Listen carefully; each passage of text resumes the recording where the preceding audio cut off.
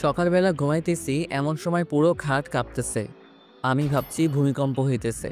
তাড়াতাড়ি উঠে দৌড় দিচ্ছি, একটু দূরে গিয়ে দেখি ভূমিকম্পটা শুধু আমার বিছানার উপরই হইতেছে। গিয়ে দেখি মোবাইলে কল আসছে।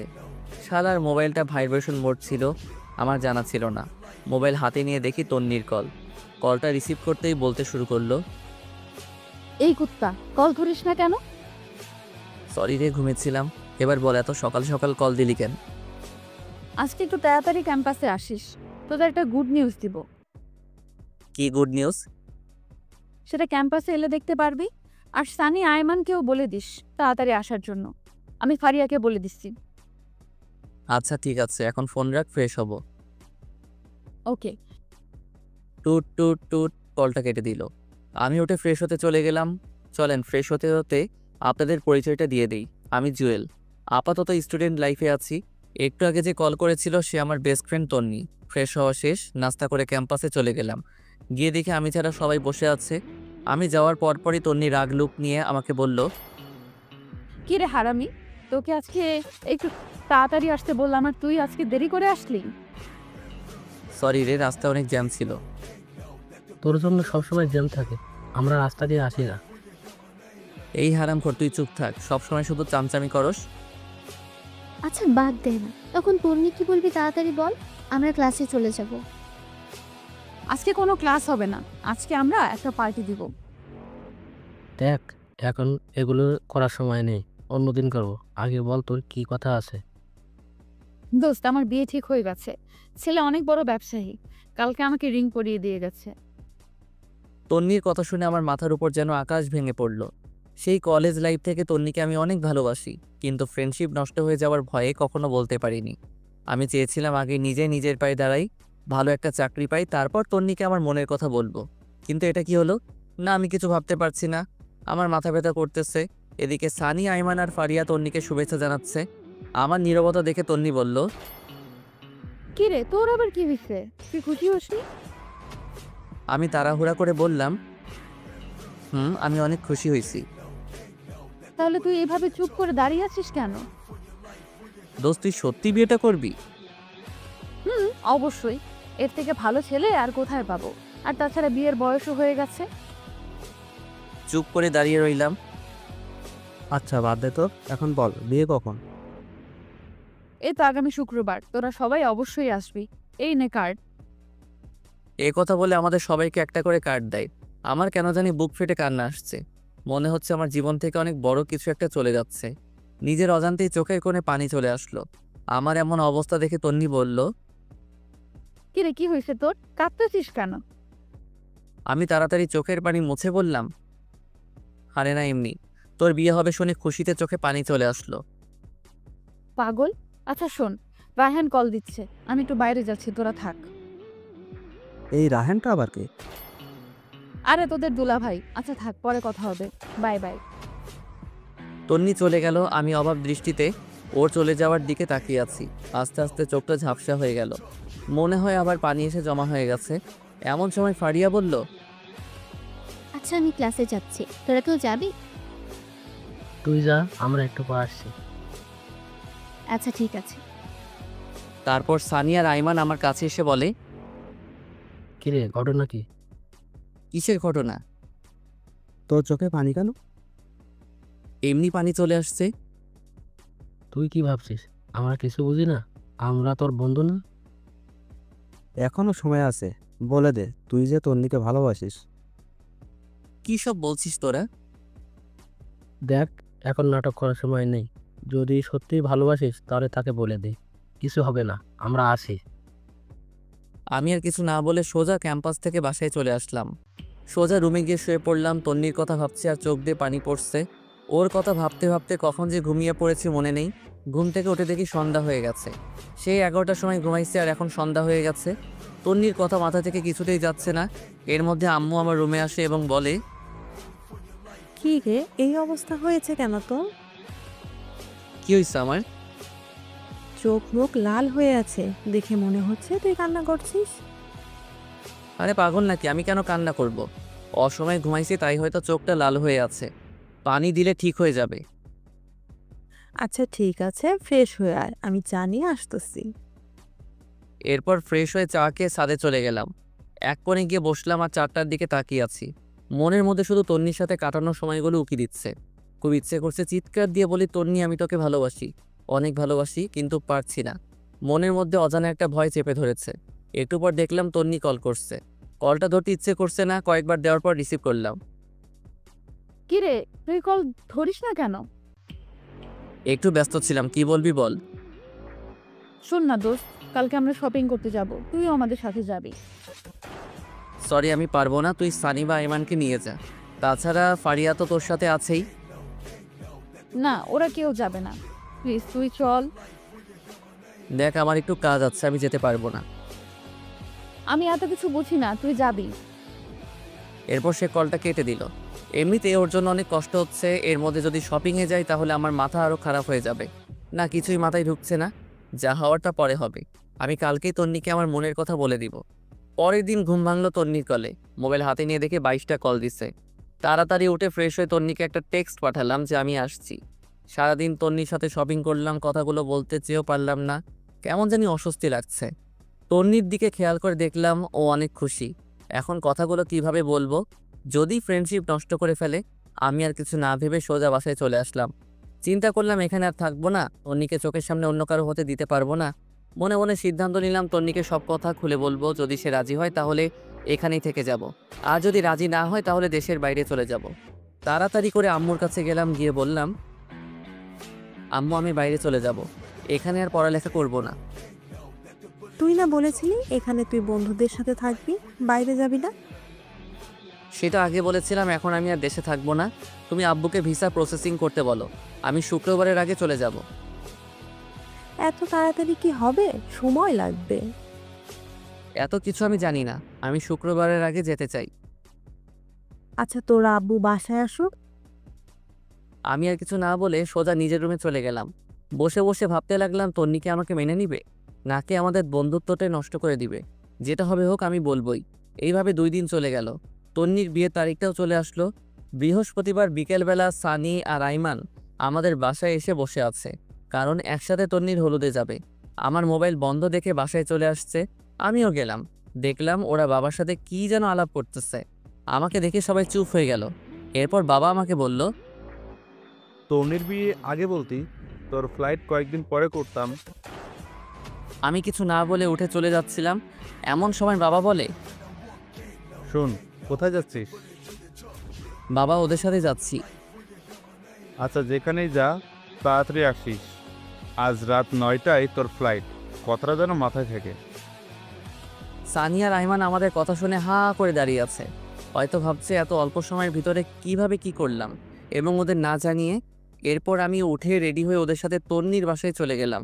ওখানে যাওয়ার পর আমাদের আরও অনেকগুলো বন্ধুকে দেখলাম। সানিয়া রাহমান ব্যস্ত হয়ে গেছে, আমি একপাশে গিয়ে বসে আছি আর তন্নিকে খুঁজতেছি, কিন্তু দেখতেছি না, মনে হয় সাজতেছে। একটু পর তন্নি বের হয়ে আসলো, সাথে আরও কতগুলো মেয়ে সহ। আজকে তাকে অনেক সুন্দর লাগছে, যে কেউ দেখলেই প্রেমে পড়ে যাবে। আমারও আর ব্যতিক্রম কিছু হলো না, ওর দিকে হা করে তাকিয়ে আছি। একটু পর তার ধাক্কায় বাস্তবে ফিরে এলাম। কিরে, এইভাবে হা করে কি দেখছিস? কিছু না তন্নি, তোর সাথে আমার কিছু সিরিয়াস কথা আছে। কি কথা বল। এখানে না, ছাদে চল। এখন ছাদে যাব? আচ্ছা ঠিক আছে, চল। তারপর আমি আর তন্নি ছাদে গেলাম। গিয়ে আমি চুপচাপ দাঁড়িয়ে রইলাম। আমার নীরবতা দেখে তন্নি বলল, কিরে, চুপ কেন? কি বলবি তাড়াতাড়ি বল, আমার নিচে অনেক কাজ আছে। তন্নি তোকে আমি ভালোবাসি, সেই যেদিন তোকে প্রথম দেখেছিলাম সেদিন থেকে। তোর আমার ফ্রেন্ডশিপ নষ্ট হয়ে যাওয়ার ভয়ে আমি এতদিন কিছু বলিনি। দেখ, এখন মজা করার সময় না, কি বলবি বল, আমি নিচে চলে যাচ্ছি। তন্নি বিশ্বাস কর, আমি সত্যি তোকে অনেক ভালোবাসি। দেখ, ফাইজলামি বন্ধ কর, নাটক দেখে দেখে তুইও নাটক শুরু করে দিয়েছিস। আমি সত্যিই তোকে অনেক ভালোবাসি তন্নি, তোকে ছাড়া আমি আমার জীবন কল্পনা করতে পারি না রে। প্লিজ তুই বিয়েটা বন্ধ করে দে। দেখ, তোর ড্রামা বন্ধ কর। কালকে আমার বিয়ে, আর তুই বলছিস বিয়ে বন্ধ করতে। ছি, তুই এত নিচু আগে জানতাম না। তুই জাস্ট আমার ফ্রেন্ড, এর থেকে বেশি কিছু না। আমি তোকে অনেকবার বলতে চেয়েও পারিনি, আমি সত্যি বলছি, আমি তোকে অনেক ভালোবাসি। এই কথা বলে আমি তন্নির গালে একটা কিস বসিয়ে দিই, আর সে রাগীভাবে আমার দিকে তাকিয়ে অনেক জোরে একটা ধাক্কা দেয়, এবং দুই গালে চর বসিয়ে দেয় আর বলতে থাকে, ছি, আমার ভাবতেই অবাক লাগে তোর মতো ছেলের সাথে আমি ফ্রেন্ডশিপ করেছি, তা আবার বেস্ট ফ্রেন্ড। কালকে আমার বিয়ে আর তুই আজকে এসেছিস আমাকে প্রপোজ করতে। তোর একটু লজ্জা শরম নেই? তুই আমার কথাটা শোন। তোর কোনো কথাই আমি শুনবো না। তুই এখনই আমাদের বাসা থেকে চলে যা। তোকে যেন আর কোনো দিন আমার সামনে না দেখি। তোর আর আমার ফ্রেন্ডশিপ এখানেই শেষ। আজ থেকে তুই আমার সাথে কোনো ধরনের যোগাযোগ করার চেষ্টা করবি না। তন্নি প্লিজ আমার কথাটা শোন। তোর সাথে আর কোনো কথা নাই। তুই এখান থেকে চলে যা, না হলে গলা ধাক্কা দিয়ে বের করে দিব। আমি আর কিছু না বলে চোখ মুছতে মুছতে সেখান থেকে বেরিয়ে গেলাম। এরপর বাসায় গিয়ে রেডি হয়ে বাবা আর আমি এয়ারপোর্টের উদ্দেশ্যে রওনা দিলাম। সানি, আইমান কাউকে কিছু জানালাম না। এরপর এয়ারপোর্ট থেকে বাবার কাছ থেকে বিদায় নিয়ে চলে গেলাম দেশ ছেড়ে। অনেক কষ্ট হচ্ছিল প্রিয় মানুষগুলোর জন্য, কিন্তু আমি এখানে থাকলে হয়তো আরও বেশি কষ্ট পাবো। যাওয়ার আগে নিজের ভার্চুয়াল জগতের সব কিছু ডিলিট করে দিলাম। একটা নাম্বারও ওপেন রাখলাম না। সেখানে গিয়ে বেশ কিছুদিন মন খারাপ করে বসেছিলাম। পরে নতুন বন্ধু, নতুন ক্যাম্পাস পেয়ে তন্নির কথা প্রায় ভুলেই গেলাম। আস্তে আস্তে ওখানকার পরিবেশের সাথে নিজেকে মানিয়ে নিলাম। দেখতে দেখতে 2 বছর চলে গেল। আমার পড়ালেখাও শেষ। চিন্তা করলাম এখানেই কোনো চাকরি করব, কিন্তু সেটা আর হলো না। আব্বু আম্মু কল দিয়ে কান্নাকাটি করতেছে। আব্বুকে অনেকবার বলছে আমি এখানে চাকরি করব, বাট আব্বু বলল নিজেদের ব্যবসা দেখাশোনা করার জন্য। সেদিন রাতে বসে বসে ল্যাপটপে কিছু কাজ করছি। এমন সময় বড় খালা আসলো। আমি বিদেশে বড় খালার কাছেই থাকি আর ওখান থেকে পড়ালেখা করি। আমার রুমে আমি খালাকে রেখে বললাম, খালামণি ঘুমাওনি এখনো? না রে বাবা, ঘুম আসছে না। তুই কি করতেছিস? কিছু না খালামণি, একটু কাজ করতেছি। কিছু বলবে? বাবা, একটা কথা বলতাম, যদি তুই অনুমতি দিস। আরে কি আজব, আমার সাথে কথা বলার জন্য তোমার অনুমতি লাগবে নাকি? বলো কি বলবে। দেখ বাবা, আমার কোনো সন্তান নেই। তুই আমার নিজের সন্তানের মতোই। তুই যেদিন এখানে এসেছিলি আমি যে কি পরিমাণ খুশি হয়েছি তোকে বলে বোঝাতে পারবো না। আমি ভাবছি তোকে আমি সারা জীবন আমার কাছেই রেখে দিব, কিন্তু সেটা তো অসম্ভব। কেন অসম্ভব? আমি তোমাকে ছেড়ে কোথাও যাচ্ছি না। আর তোমার সন্তান নেই কে বলেছে? আমি তোমার সন্তান। কাল রাতে তোর আম্মু কল করেছিল। কি বলেছে? অনেক অসুস্থ, সারাদিন বাসায় থাকতে থাকতে ওর অনেক কষ্ট হয়। তোর বাবাও বাইরে বাইরে থাকে। তাই আমি বলছিলাম কি, তুই দেশে ফিরে যা, তোর মায়ের কাছে থাক, আর একটা ভালো মেয়ে দেখে বিয়ে করে ফেল। তোর মা বাবাও অনেক খুশি হবে। খালামণি সব কিছু ঠিক আছে, বাট আমি দেশেও যাচ্ছি না, অ্যান্ড বিয়ে তো ইম্পসিবল। এরপর খালামণি আমার হাত ধরে বলল, প্লিজ বাবা, এমন করিস না।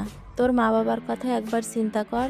ওদের কি ইচ্ছা করে না ছেলের বউয়ের সাথে সময় কাটাতে, নাতিদের সাথে একটু খেলা করতে?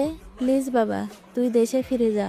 প্রয়োজনে মাঝে মাঝে এখানে আসিস, কিছুদিন থাকবি, ঘুরবি, ভালো লাগবে। প্লিজ বাবা, না করিস না। আচ্ছা ঠিক আছে, দেখি। দেখি না, তুই কালকেই যাবি। এই নে টিকিট। এই কথা বলে আমার হাতে একটা টিকিট ধরিয়ে দিল। আমি অবাক হয়ে জিজ্ঞেস করলাম, খালামণি এটা কখন করলে? তোর এত কিছু জানার দরকার নেই। আর শোন, আমি কিছু জিনিস কিনে রেখেছি, এগুলো নিয়ে যাবি। এখন ঘুমা। পরের দিন সবকিছু ঠিকঠাক করে খালামণির কাছ থেকে বিদায় নিয়ে চলে আসলাম দেশে। বাবা মা আগে থেকে এয়ারপোর্টে ছিল। আমাকে দেখে কান্না শুরু করে দিল। মায়ের দিকে তাকিয়ে আমি অবাক হয়ে গেলাম। অনেক অসুস্থ, ঠিকমতো দাঁড়াতেও পারতেছে না। বাবার অবস্থাও আগের মতো নেই। এরপর বাবা আর মায়ের সাথে বাসায় গিয়ে খাওয়া দাওয়া করে ঘুমিয়ে পড়লাম। আগের সিমটা আবার ওপেন করলাম। কল আর মেসেজ এসে পুরো সিম ফুল হয়ে আছে। একটা জিনিস দেখে খারাপ লাগলো, তন্নি একটিবারও কল তো দূরের কথা, একটা মেসেজও দেয়নি। হয়তো অনেক সুখে আছে, অনেক ভালো আছে, তাই আমাকে আর প্রয়োজন মনে করিনি। চোখের কোণে পানি এসে জমা হয়ে গেল। আমি সানির নাম্বারটাতে কল দিলাম। কয়েকবার দেওয়ার পর কল ধরেই সানি বলতে শুরু করলো, কিরে তুই বাইসা আছিস? কেন, মরলে খুশি হতি নাকি? এই শালা, কথা বলবি না তুই? তোর সাথে কোনো কথা নাই, আমি তোর কেউ না। প্লিজ ভাই, রাগ করিস না, তোকে আমি সব কিছু বলবো। কিছু বলতে হবে না তোর, তুই তোর মতন থাক। আচ্ছা শোন, বিকেলে কফি শপে আয়, তোদের সাথে দেখা করব। আর কিছু কথা আছে। আইমান আর ফারিয়াকে একটু কষ্ট করে বলে দিস। আচ্ছা ঠিক আছে। এই কথা বলে কলটা কেটে দিলাম। বিকেলবেলা বের হয়ে কফি শপের দিকে রওনা দিলাম। রাস্তাঘাট সব কিছু কেমন যেন চেঞ্জ হয়ে গেছে। একটু পর কফি শপে গেলাম, গিয়ে দেখি সবাই বসে আছে। আজকেও আমার লেট হয়ে গেছে। আমাকে দেখেই ওরা দৌড় দিয়ে এসে জড়িয়ে ধরে ফেলে। এরপর তিনজনে মিলে 10 মিনিট কিল আর ঘুষি দেয়। এতদিনের জমানো সবগুলো একসাথে দিয়ে দেয়। ওদের সাথে কুশল বিনিময় করলাম। তারপর সানিকে বললাম, তো তোর আর কি অবস্থা? চাকরি বাকরি কিছু করিস নাকি? একটা প্রাইভেট কোম্পানিতে আমি আর ফারিয়া একসাথে জব করি। গুড। আইমান, তুই কি করিস? কি আর করব, বাবার সাথে আছি ব্যবসা নিয়ে। তো তুই কি করবি? দেশে থাকবি নাকি আবারও উদা হয়ে যাবি? আরে না, তোদের ছেড়ে আর যাচ্ছি না। তো তোর বউ কোথায়? আরে আমি এখনো বিয়ে করিনি, তবে আব্বা ওনার বন্ধুর মেয়ের সাথে ঠিক করে রাখছে। ওর পড়ালেখা শেষ হলে তারপর বিয়ে। আচ্ছা ভালো। তোদের দুজনের কি অবস্থা? দেখি দুজন দুজনের দিকে তাকিয়ে হাসতেছে। এরপর আইমান বলল, মামা ওরা নিজেরা নিজেরা সারাই ফেলছে। কি, তোরাও এই কাজ করলি? যাক, খুশি হলাম। সারা জীবন একসাথে ছিলি, এখনো থাকবি, ভালো হয়েছে। তো তুই কবে করছিস? আমার মতো ছেলেকে কে মেয়ে দিবে বল? ধুর, ফাজলামো করিস না। এই তন্নি কেমন আছে রে? মনে হয় অনেক সুখে আছে, তাই না? এ কথা শোনার পর ওরা তিনজন একে অপরের দিকে তাকাতে লাগলো। এরপর আইমান বলল, আসলে তন্নির বিয়ে হয়নি। মানে মস্করা করছিস তাই না? দেখ, জোকস এখন ভালো লাগে না। না রে, আইমান ঠিক বলেছে, ওর বিয়ে হয়নি। কি বলছিস তোরা? বিয়ে হয়নি কেন? তুই তো সেদিন চলে গেছিলি, তাহলে তুইও দেখতি কেন বিয়ে হয়নি। এত কথা না বলে বিয়ে কেন হয়নি সেটা বল। আসলে রায়হান ছেলেটা অন্য একটা মেয়ের সাথে রিলেশন ছিল। বিয়ের দিন সে ওই মেয়েকে নিয়ে পালিয়ে যায়। তারপর আর কি, ওরা বিয়েটা ভেঙে দেয়। তন্নির বাবা ওদের হাতে পায়ে ধরেছিল, কিন্তু কোনো লাভ হয়নি। পরে আমরা তোকে অনেক খুঁজেছি, বাট তুই তো চলে গেলি। তন্নির বাবা আমাকে অনেক বলেছে তন্নিকে বিয়ে করার জন্য, বাট আমি করিনি তোর কথা ভেবে। পরে তুই বুঝবি আমি আর তন্নি চিট করে বিয়ে করেছি। আরে ধুর, এসব কেন বলছিস? আমি কিছু বলতাম না, তুই বিয়েটা করে ফেলতি। না বন্ধু, সেটা হয় না। এরপর ফারিয়া বলল, সে থেকে তন্নি পাথরের মতো হয়ে গেছে, ঠিক মতো খায় না, ক্যাম্পাসে যায় না, আমাদের সাথেও মিশে না, দরকার ছাড়া কোনো কথাই বলে না, সারাদিন জানলার গ্রিল ধরে দাঁড়িয়ে থাকে। ওর আর বিয়ের জন্য প্রপোজাল আসেনি? আসছে, বাট সে করবে না। আমাদের বিয়ের সময়ও এসে গিফটটা দিয়ে চলে গেছে। ও কি এখন এখানেই থাকে নাকি চলে গেছে? না, আগের বাসায় আছে। আমি একটু ওর সাথে কথা বলবো, তোরা যাবি আমার সাথে? আজকে তো সবাই নেই, কালকে বিকালবেলা সবাই ফ্রি আছি, কালকে চল। আচ্ছা ঠিক আছে তাহলে। এরপর ওদের কাছ থেকে বিদায় নিয়ে বাসায় চলে আসলাম। শুয়ে শুয়ে চিন্তা করতেছি ওর বাবা মায়ের কাছে বিয়ের প্রস্তাব দিলে কেমন হয়। ইস, আমি যদি সেদিন থাকতাম, হয়তো এতদিনে আমাদের বাচ্চাও বড় হয়ে যেত। এসব ভাবতে ভাবতে ঘুমিয়ে গেছি। পরের দিন আমরা চারজন ওদের বাসায় গেলাম। দরজার সামনে দাঁড়িয়ে কলিং বেলটা বাজালাম। একটু পর ওর মা এসে দরজা খুলে দেয়। আমাদের দেখে উনি অনেক খুশি হন। আমাকে দেখে বলে, আরে জুয়েল, তুই কোথা থেকে আসলে? এতদিন কোথায় ছিলি বাবা? আন্টি, আমি তো দেশে ছিলাম না। ও আচ্ছা, এই দাঁড়িয়ে কেন আছো? আসো, ভিতরে আসো। এরপর আমরা সবাই ভিতরে গেলাম। অনেক বসে আন্টির সাথে গল্প করলাম, কিন্তু তন্নিকে কোথাও দেখছি না। আমি ফারিয়াকে ইশারায় বললাম তন্নিকে দেখতে। সে উঠে তন্নির রুমে গেল, গিয়ে অনেকক্ষণ পর আসতো। তারপর আমি বললাম, কি রে, ও বাসায় নেই? আছে ভেতরে। এখানে নাকি আসবে না, তুই কথা বলে ভেতরে যা। এরপর আমি উঠে ভিতরে গেলাম, গিয়ে দেখলাম ও জানালার গ্রিল ধরে দাঁড়িয়ে আছে। আমি অনেকক্ষণ গিয়ে পেছনে দাঁড়িয়ে রইলাম। কেমন জানি নার্ভাস লাগছে, কিন্তু ওর কোনো নড়াচড়া নাই। তারপর আমি একটা কাশি দিলাম, দেখলাম পেছনে তাকালো। এরপর সে বলল, কিরে, কখন আসছিস? এই তো কিছুক্ষণ হলো। কেমন আছিস তুই? ভালো। তুই এখানে কেন আসছিস? কথাটা শুনে অনেক খারাপ লাগলো। এতদিন পর দেখা হলো, অথচ আমি কেমন আছি সেটা জিজ্ঞেস না করে উল্টো আমাকে বলে কেন আসছি। এরপর আমি বললাম, এখনও রাগ করে আছিস? সেদিনের জন্য আমি অনেক সরি। আমি কারোর উপর রাগ করি না, সেই অধিকার আমার নেই। এতদিন কোথায় ছিলি? বাইরে। তো এখন এখানে কেন আসছিস? তোকে দেখতে। দেখো হয়ে গেল, এখন যা। কেন, তোর কি বিরক্ত লাগছে নাকি? তুই রুম থেকে বের হলে আমি খুশি হব। প্লিজ এখান থেকে যা। আমি আর কিছু না বলে সোজা চলে আসলাম, একরকম অপমানিত হয়ে। এরপর আন্টি নাস্তা নিয়ে আসলো। আমরা নাস্তা খেতে খেতে কথা বলছি। এরপর আমি আন্টিকে বললাম, আন্টি একটা কথা বলতাম যদি কিছু মনে না করেন। বাবা বলো। আন্টি, আমি তন্নিকে বিয়ে করতে চাই। আমার কথা শুনে আইমান, সানি আর ফারিয়া অবাক হয়ে আমার দিকে তাকিয়ে রইল।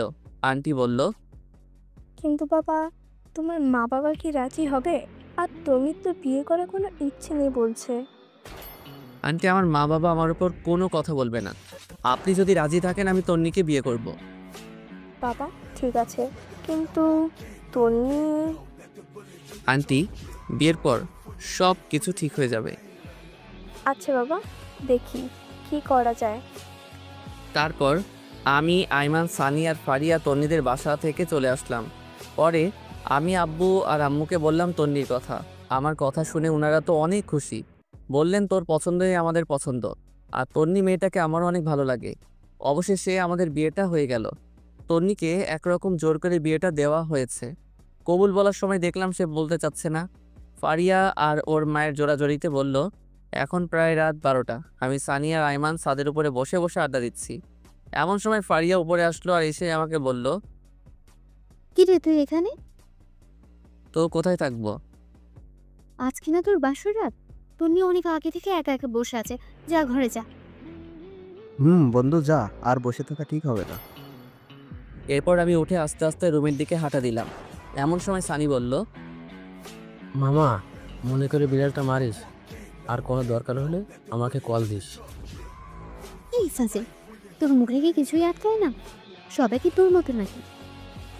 আমি আর কিছু না বলে একটা মুচকি হাসি দিয়ে ছাদ থেকে চলে আসলাম। বাসর ঘরের সামনে দাঁড়িয়ে আছি। কেমন জানি ভয় লাগতেছে, আবার লজ্জাও। অনেকক্ষণ দাঁড়িয়ে থেকে আস্তে করে দরজাটা খুলে ভিতরে প্রবেশ করলাম। দরজাটা লাগিয়ে দিলাম। দেখলাম তন্নি মাথা নিচু করে বসে আছে। আমি গিয়ে খাটের উপর বসলাম। এমন সময় তন্নি আমাকে বলল, তোর সাথে আমার কিছু কথা আছে। কি কথা বল? আর শোন, আজকে থেকে আমি তোর স্বামী। সো আর তুই করে বলবি না, তুমি করে বলবি, অ্যান্ড আমিও বলবো। দেখ, তোকে আমি কখনোই স্বামী হিসেবে মানতে পারবো না। তুই জাস্ট আমার ফ্রেন্ড। তাহলে বিয়েতে মত দিলি কেন? তোর কি ধারণা আমি নিজে থেকে মত দিয়েছি? জীবনেও না। মা আমাকে ওনার মরার কসম দিয়েছে, সেজন্য আমি বিয়েটা করেছি। তোর মায়ের কসমের জন্য তুই আমার জীবন নষ্ট করবি নাকি? তো তুই এখন কি চাস? তুই জীবনেও আমার কাছে স্বামীর অধিকার দেখাতে পারবি না। তুই তোর মতো আর আমি আমার মতো। ওকে, আমি তোর উপর কোনো অধিকার খাটাবো না। অন্তত আমার মা বাবার সামনে একটু নাটক করিস, না হলে ওনারা অনেক কষ্ট পাবে। চেষ্টা করব। আমি আর কিছু না বলে খাটে ঘুমাতে যাব। এমন সময় তন্নি আবারও চিৎকার দিয়ে উঠে আর আমাকে বলে, কি করছিস তুই? কি করলাম? ঘুমাতে যাচ্ছি। ঘুমাবি ভালো কথা, কিন্তু খাটে কেন? তাহলে কোথায় ঘুমাবো? যেখানে খুশি সেখানে ঘুমা। দরকার হলে সোফায় ঘুমা, বাট খাটে ঘুমাতে পারবো না। এটা আবার কেমন কথা? খাট থাকতে সোফায় কেন ঘুমাবো? কারণ তোর সাথে এক খাটে ঘুমানোর কোনো ইচ্ছাই আমার নেই। সো তুই খাটে ঘুমাবি না।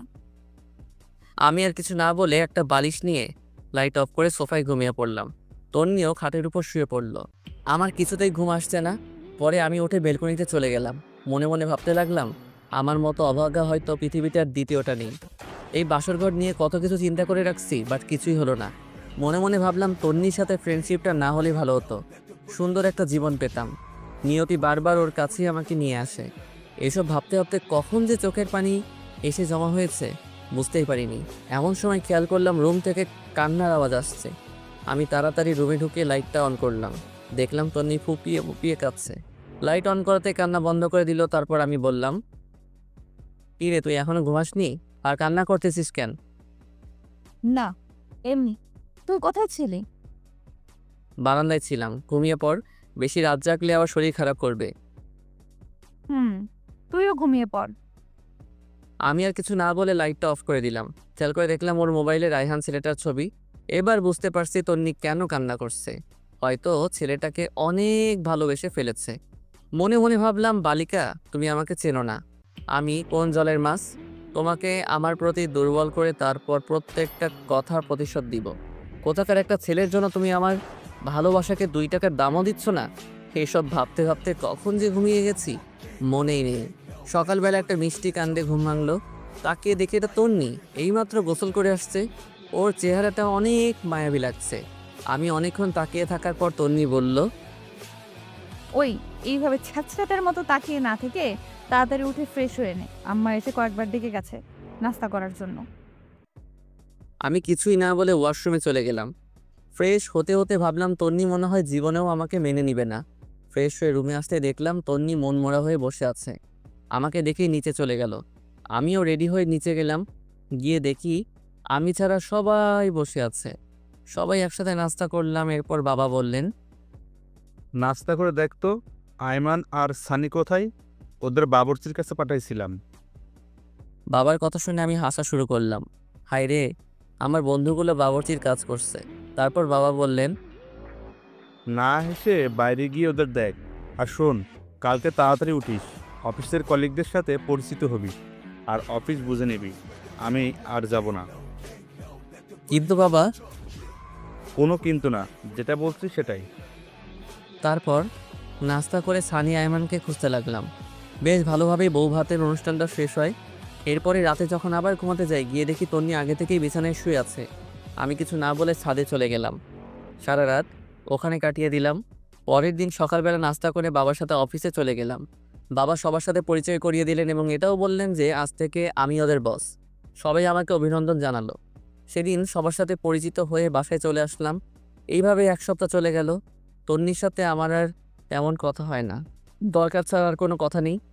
সেদিন সকালে নাস্তা করে অফিসে এসে কিছু দরকারি কাজ সেরে নিলাম। তারপর চেয়ারটাতে গা এলিয়ে দিয়ে চোখটা বন্ধ করলাম। এমন সময় ইউসুফের কল। কি রে দোষ, কি অবস্থা? বিয়ে করে তো আমাদের ভুলেই গেলি। আরে না, কী যে বলিস, তোদের কেন ভুলবো? দোষ, তোর বিয়েতে আসতে পারিনি, আম্মু অসুস্থ ছিল, কিছু মনে করিস না। আরে না, তো বল আন্টি কেমন আছে? আগের থেকে ভালো। তোর বাসার সবাই কেমন আছে? না রে দোস্ত, তেমন ভালো নাই। আম্মু আব্বু দুজনই অসুস্থ। এক কাজ কর, ওনাদেরকে নিয়ে দূরে কোথাও থেকে ঘুরে আয়। যদি পারিস দেশের বাইরে চলে যা, ভালো লাগবে। ঠিক বলেছিস। আচ্ছা দেখি কি করা যায়। এই কথা বলেই কলটা কেটে দিলাম। মনে মনে চিন্তা করলাম কোথাও থেকে ঘুরে আসলে মন্দ হয় না। এগুলো ভাবতে ভাবতে দেখি টিফিনের সময় হয়ে গেছে। আমি হালকা কিছু খেয়ে নিলাম। এরপর চিন্তা করলাম তন্নিকে একটা কল দেই, খেয়েছি কিনা জিজ্ঞেস করি। এরপর তন্নিকে কল দিলাম। কিছুক্ষণ রিং হওয়ার পর কলটা ধরলো, বিরক্ত নিয়ে বলল, কি ব্যাপার, তুই এই সময় কেন কল দিলি? না মানে খেয়েছিস কিনা জানার জন্য। দেখ, তোর আমাকে নিয়ে এত ভাবতে হবে না, আমাকে আমার মতো থাকতে দে। তারপর সে কলটা কেটে দিল। বুঝলাম না তন্নি কেন আমার সাথে এইরকম ব্যবহার করে। আমি তোর ভালো চাই, তবু সে কেন বোঝে না। না থাক, আজ থেকে ওর কেয়ার করব না। ওর মতো ও থাকবে আর আমার মতো আমি থাকবো। এগুলো চিন্তা করতে করতে আবার কাজে মন দিলাম। রাতে বাসায় গিয়ে দেখলাম বাবা বসে বসে খবর দেখছে আর মা রান্নাঘরে। আমি বাবার সামনে গিয়ে দাঁড়ালাম। আমার দাঁড়িয়ে থাকা দেখে বাবা বলল, কি রে, কিছু বলবি নাকি? জি বাবা, একটা কথা বলার ছিল। যদি কিছু মনে না করো তাহলে বলতাম। আরে পাগল, আমার সাথে কথা বলার জন্য তোর অনুমতি লাগবে নাকি? বল, কি বলবি? আসলে বাবা বলছিলাম কি, সারাদিন অফিস কাজ এগুলো করতে করতে তোমাদের সময় দিতে পারি না। চলো না আমরা সবাই মিলে কোথাও থেকে কয়েকদিনের জন্য ঘুরে আসি, সবার ভালো লাগবে। কথাটা আসলে ঠিক বলছিস, বাট যাওয়া হবে না। কিন্তু কেন বাবা? গতকাল রাতে তোর দাদুকে স্বপ্ন দেখেছি, কবরটাও নাকি ভেঙে পুকুরে পড়ে যাচ্ছে। তাই আমি আর তোর মা 10-15 দিনের জন্য গ্রামের বাড়িতে যাব। কয়েকজন হুজুর আর এতিমদের খাওয়ার ব্যবস্থা করব। যদি সুযোগ পাই কবরের চারপাশে দেয়াল করে আসব। ও আচ্ছা, তাহলে তোমরা গ্রামেই যাও, ভালো লাগবে। এই কথা বলে আমি রুমের দিকে চলে যাচ্ছি। এমন সময় আবার বাবা ডাক দেয়। শোন, তোর সাথে এমনিতেও আমার কথা ছিল। কি কথা বাবা, বলো। বলছিলাম কি, তোর বিয়ের পর থেকে কোথাও ঘুরতে যাসনি। তন্নিও একা একা বাসায় বসে থাকে, তাই আমি বলছিলাম তন্নিকে নিয়ে তুই ঘুরে আয়। না বাবা, তোমরা না গেলে আমরাও যাব না। আরে পাগল, আমরা যে কয়েকদিন গ্রামে বাড়িতে আসি সে কয়দিন তোরাও ঘুরে আয়, ভালো লাগবে। কিন্তু বাবা অফিস। আমি ম্যানেজারকে বলে দিয়েছি, সে দেখবে। আর শোন, তোর বড় খালার ওখানে চলে যা, তুই গেলে উনিও খুশি হবে। ওনার সাথে কথা বলে আমি সব কিছু ঠিক করে রেখেছি। তোর মায়ের কাছে ওদের দুজনের টিকিট রেখে দিয়েছি। বাবা এগুলো আবার কখন করলে? এত কিছু তোর জানার দরকার নেই, পরশুদিন ফ্লাইট। আমি আর কিছু না বলে হালকা একটা হাসি দিয়ে বাবার সামনে থেকে রুমে চলে গেলাম। মনে মনে ভাবতে লাগলাম তন্নি কি রাজি হবে? যেই মেয়ে বিয়ের দিন রাতে আমাকে বলে স্বামী হিসেবে মানে না, সে কি রাজি হবে আমার সাথে হানিমুনে বাইরে ঘুরতে যেতে? দূর, যা হওয়ার তা পরে হবে। আগে কিছু খেয়ে নিই, অনেক ক্ষুধা লাগছে। তারপর হালকা নাস্তা করে নিলাম, কিন্তু তন্নিকে দেখছি না কোথাও। রান্নাঘরে গেলাম, সেখানেও নেই। আম্মুকে জিজ্ঞেস করলাম, আম্মু তন্নিকে দেখছি না যে, ও কোথায় গেছে? তন্নি একটু ওর বাবার বাড়ি গেছে। আমিও আর না করিনি, সারাদিন বাসায় বসে থাকে। বাইরে থেকে ঘুরে আসলে মনটা একটু হালকা হবে। আর আমি তন্নিকে বলে দিয়েছি তুইও আজকে ওদের বাসায় যাবি, আর রাতটাও ওখানেই কাটাবি। সকাল হলে তন্নিকে নিয়ে বাসায় চলে আসবি। ধুর, আমি গিয়ে কি করব? এই তুই কি পাগল? মেয়েটা একা একা ওখানে গেছে, আর যদি একা একা আসতে হয় তাহলে ওদের বাসায় সবাই কি ভাববে? আচ্ছা, আমি সকালে গিয়ে নিয়ে আসবো। সকালে মানে? এখন যাবি তুই? যা রেডি হয়ে যা। কি আর করা, রেডি হয়ে ওদের বাসার দিকে রওনা দিলাম। তন্নিকে অনেকবার কল দিলাম, কিন্তু সে কল ধরছে না।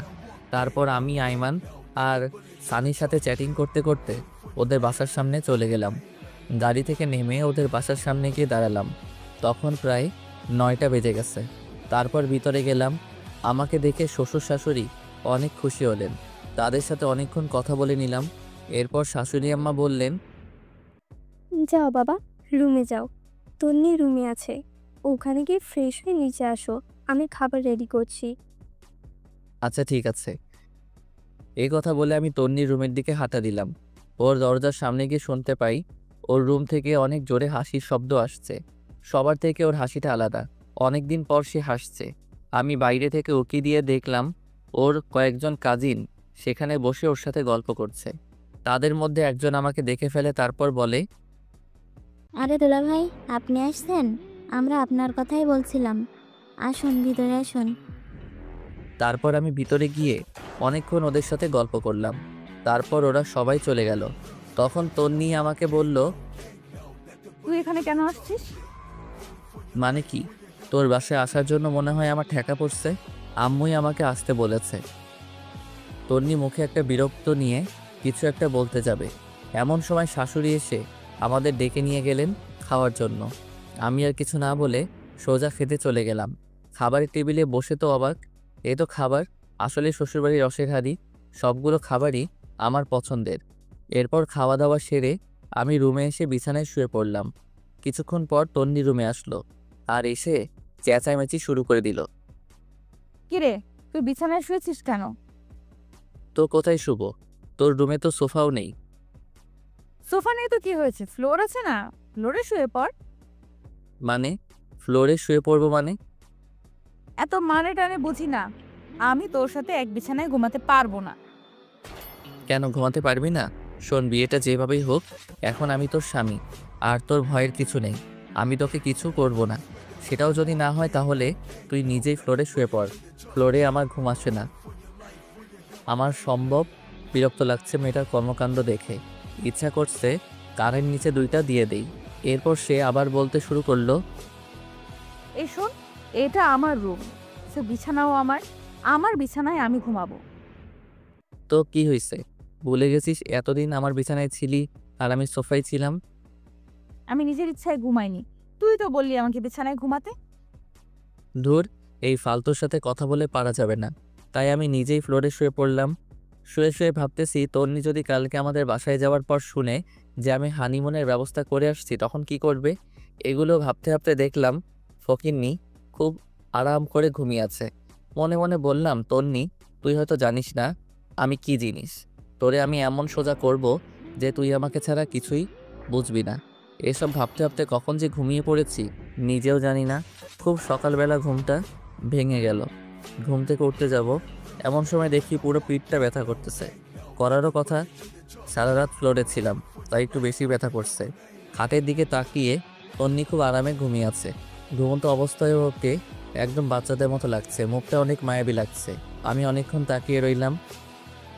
একটু পরে দেখলাম ওর কতগুলো চুল উড়ে এসে মুখটা ঘুরে রাখছে। ইচ্ছে করছে চুলগুলোকে আলতো করে আবার পেছনে সরিয়ে দেই। বিয়ের পর থেকে এখনো পর্যন্ত তন্নিকে টাচও করিনি। এখন খুব ইচ্ছা করছে ওর মায়াবী মুখটা একটু হাত বুলিয়ে দিতে, কিন্তু যদি জেগে যায় তাহলে আমার 12টা বাজাবে। কিন্তু নিজের ইচ্ছেটাকে আর কন্ট্রোল করতে পারলাম না। ওর মুখের চুলগুলো আস্তে আস্তে সরাতে লাগলাম। হঠাৎ করেই তন্নির ঘুম ভেঙে যায় আর আমাকে ওর এত কাছে দেখে চিৎকার দিয়ে ওঠে এবং সাথে সাথে আমার মুখে ঠাস ঠাস 2টা চড় বসিয়ে দেয়। তারপর রেগে চোখ মুখ লাল করে আমাকে বলতে লাগলো, ছি, তুই এত নোংরা! আমি তো তোকে ভালো মানুষ ভাবছিলাম, কিন্তু তুই যে এত নিম্নমানের তা তো জানতাম না। তোর সাথে কথা বলতেই আমার রাগ হচ্ছে। তুই ভুল ভাবতেছিস, আমার কথা শোন। তোর কোনো কথাই আমি শুনবো না। এমন সময় তন্নির আম্মু এসে আমাদের ডাক দেয় এবং বলে তাড়াতাড়ি নিচে যেতে, নাস্তা রেডি। তারপর আমি আর কিছু না বলে ওয়াশরুমে চলে যাই। ফ্রেশ হয়ে এসে ওর রুমে বসে আছি, সেও কোথায় যেন গেছে। বসে বসে ভাবছি, মানুষ কাউকে সহজে অবিশ্বাস করতে পারে। আমি যদি জোর করে কিছু করার চেষ্টা করতাম তাহলে তো বিয়ের প্রথম রাতেই করতে পারতাম, বাট ওগুলো তো আমার মনে নেই। একটু পর তন্নি এসে আমাকে নিয়ে নাস্তা করতে গেল। আমিও কোনো কথা না বলে চুপচাপ নাস্তা করে রুমে চলে আসলাম। এসে রেডি হচ্ছি, কারণ তন্নিকে বাসায় দিয়ে এসে আমি আবার অফিসে চলে যাব। তন্নিও রেডি হয়ে আসলো, অতপর তাকে বাসায় দিয়ে আসলাম। অফিসে গিয়ে দেখি অনেক কাজ জমে আছে, এক নাগাড়ে করতে লাগলাম। ঘড়ির দিকে তাকিয়ে দেখি 2টা বাজে। না, এখন আর কাজ করা যাবে না। আমি উঠে নামাজ পড়লাম, তারপর ক্যান্টিনে গেলাম নাস্তা খাওয়ার জন্য। এমন সময় তন্নির কল আসলো। বলো কি হয়েছে? কিন্তু কলটা দিয়েছে বাবা। তারপর উনি বলল, তনি না, আমি তোর বাবা বলছি। বাবা এই সময় কল দিয়েছো, কিছু বলবে? তুই এখন কোথায়? ক্যান্টিনে এসেছি নাস্তা করার জন্য। নাস্তা করার দরকার নেই, তুই বাসায় আয়, একসাথে খাবো। কিন্তু বাবা। কোনো কিন্তু না, তোর সাথে কথা আছে। আচ্ছা ঠিক আছে, আসতেছি। এরপর আমি বাসায় চলে গেলাম। গিয়ে দেখি সবাই খাবার টেবিলে বসে আছে, মনে হচ্ছে আমার জন্য বসে আছে। আমি গিয়ে মায়ের পাশে বসলাম। খাওয়া দাওয়া শুরু হলো। একসময় বাবা বলল, তোকে যে বলেছিলাম আমরা গ্রামের বাড়ি যাব, মনে আছে তোর? তোর দাদা দাদুর কবর পাকা করব। আছে, কিন্তু কিন্তু কি? আমি কোথাও যেতে পারবো না। আরে তুই আমাদের সাথে যাবি কেন? তোরা তো ঘুরতে যাচ্ছিস। না বাবা, আমরা কোথাও যাচ্ছি না। দরকার হলে তন্নিকে তোমাদের সাথে নিয়ে যাও। দেখলাম তন্নি আমার দিকে আর চোখে তাকিয়ে আছে। তারপর মা বললেন, এটা কেমন কথা? তুই না কালকে বললি তোরা ঘুরতে যাবি? বলেছিলাম, বাট আর যাবো না, আমার কাজ আছে, সব কিছু ক্যান্সেল করে দিয়েছি। তারপর বাবা তন্নিকে জিজ্ঞেস করলো ওনাদের সাথে যাবে কি না। তন্নি না করে দিল। আমিও আর কিছু না বলে সোজা রুমে চলে গেলাম। বিকেলবেলা আর অফিসে গেলাম না। সেই দিন বিকেলবেলা সানি আর আইমানের সাথে আড্ডা দিলাম অনেকক্ষণ। এর মধ্যে আইমান আমাকে বলল, এই জুয়েল, তন্নি কি তোকে মেনে নিয়েছে নাকি এখনো পাগলামি করে? আমি টেনশনে পড়ে গেলাম। সত্যি বলবো নাকি মিথ্যা বলবো চিন্তা করতেছি। আর চুপ করে থাকা দেখে সানি বলল, আমরা সব জানি, তবুও তোর মুখে শুনতে চাই। তাহলে আমরা নিজেরা কিছু করে সব কিছু ঠিকঠাক করতে পারবো মনে হয়। সানি আর আইমানের কথা শুনে একটু শান্তি লাগলো। আসলে বন্ধু ছাড়া কোনো কিছু হয় না। তারপর আমি পুরো ঘটনাগুলো ওদের দুজনকে বললাম। তারপর আমি সানিকে বললাম, এই সানি, ফারিয়াও তো আমাদের বন্ধু, বাট তুই যে ওকে বিয়ে করেছিস, সে কি তোর সাথে এমন করে? আরে না, ও আমার অনেক কেয়ার করে। আরে সানি তো বাসর রাতেই বিড়াল মেরে ফেলেছে। এই কথা বলে সবাই হাসাহাসি শুরু করলাম। একটু পর আইমান আমাকে বলল, জুয়েল শোন, একটা বুদ্ধি দেই।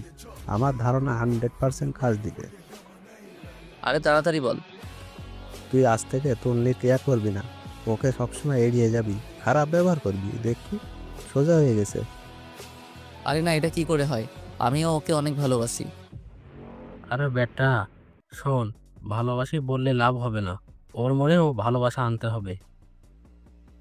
তুই আজ থেকে ওকে এড়িয়ে যা, দেখবি ও ঠিক হয়ে যাবে। আচ্ছা দেখি কি করা যায়। এরপর আমি বাসায় চলে যাই। রুমে ঢুকলাম, সাথে সাথে তন্নি প্রশ্ন করা শুরু হয়ে গেল। কোথায় ছিলি এতক্ষণ? অফিসে ছিলাম। অফিস কি 12টা পর্যন্ত হয় নাকি? সেটা তো না জানলেও চলবে। আর আমি কি করব না করব, কোথায় যাব নাকি যাব না, সেটা তোকে বলতে হবে নাকি? আমাকে বলতে হবে না, এত রাত পর্যন্ত জেগে থাকতে আমি পারবো না। তোকে জেগে থাকতে কেউ বলেছে নাকি? তুই ঘুমা। তুই আমার সাথে এইভাবে কথা বলতেছিস কেন? কিভাবে বলছি? সারাদিন অফিস করছি, বিরক্ত লাগছে। যা। ও, এখন তো বিরক্ত লাগবে তাই না? চুপ করবি নাকি কানের নিচে 2টা দিব? তুই আমাকে মারবি? তোকে মারতে কি কারো পারমিশন লাগবে নাকি? চুপ কর, নইলে লাথি দিয়ে রুম থেকে বাহির করব। দেখলাম তন্নি চোখ মুখ লাল করে শুয়ে পড়ল। মনে মনে আয়মানকে ধন্যবাদ দিলাম। আসলে আপনারা যেমনটা দেখছেন, বাস্তবে আমি তেমন নই। এই ব্যবহারের মাধ্যমে যদি তন্নি ভালো হয়, সেজন্যই এমন করতেছি। আমিও আর কিছু না বলে লাইট অফ করে দিয়ে সোফায় শুয়ে পড়লাম। সকালে ঘুম থেকে উঠে দেখলাম তন্নি বিছানায় নেই। আমি ফ্রেশ হয়ে নিচে গেলাম। দেখলাম তন্নি আব্বু আম্মুর ব্যাগ আর জিনিসগুলো রেডি করে দিচ্ছে। আমি যাওয়ার পর সবাই নাস্তা করতে বসলাম। মা বললেন, শোন, একটা কথা বলতাম। বলো। আমরা যাওয়ার পর তন্নি একটু ওর বাবার বাড়ি যাবে, তুই একটু দিয়ে আসিস। আমার সময় নেই, যে যাওয়ার সে একাই যাবে। আর বাপের বাড়ি থেকে কালকেই তো আসলো। আমরা যাওয়ার পর বাসায় তো কেউ থাকবে না, তুই থাকবি অফিসে, তাই বললাম। দেখো, এত কিছু আমি বুঝি না, ও গেলে একাই যাবে। আর কিছু না বলে নাস্তা করে উঠে গেলাম। তারপর বাবা মাকে আমি বাস স্টপে দিয়ে আসলাম। বাসায় এসে দেখি তন্নি নেই। কল দিলাম, ধরতেছে না। আমি ওর কল না দিয়ে রেডি হয়ে অফিসে চলে গেলাম। দুপুরবেলা ক্যান্টিনে খাবার খেতে গেলাম। বাবা মাকে কল দিয়ে জিজ্ঞেস করলাম কত দূর গেছে। অনেকক্ষণ কথাবার্তা বলে কল কেটে দিলাম। হঠাৎ করে তন্নির কথা মনে পড়লো। আমি এবার তন্নিকে কল না দিয়ে শাশুড়িকে কল দিলাম। হ্যালো, আসসালামু আলাইকুম। ওয়ালাইকুম আসসালাম। বাবা, কেমন আছো? আছি ভালো। আপনারা সবাই কেমন আছেন? আছি সবাই ভালো। খাওয়া দাওয়া করছেন? তন্নি খেয়েছে? এই তো আমরা করতেছি, তুমি করছো? জি, নাস্তা করতেছি। অফিস শেষে আমাদের ওখানে চলে আসিও, তোমার আব্বু আম্মুর সাথে আমার কথা হয়েছে। কিন্তু কোনো কিন্তু না, আমি বলছি তুমি চলে আসিও। আচ্ছা ঠিক আছে। কলটা কেটে দিলাম। তারপর সানি আর আইমানকে কল দিলাম।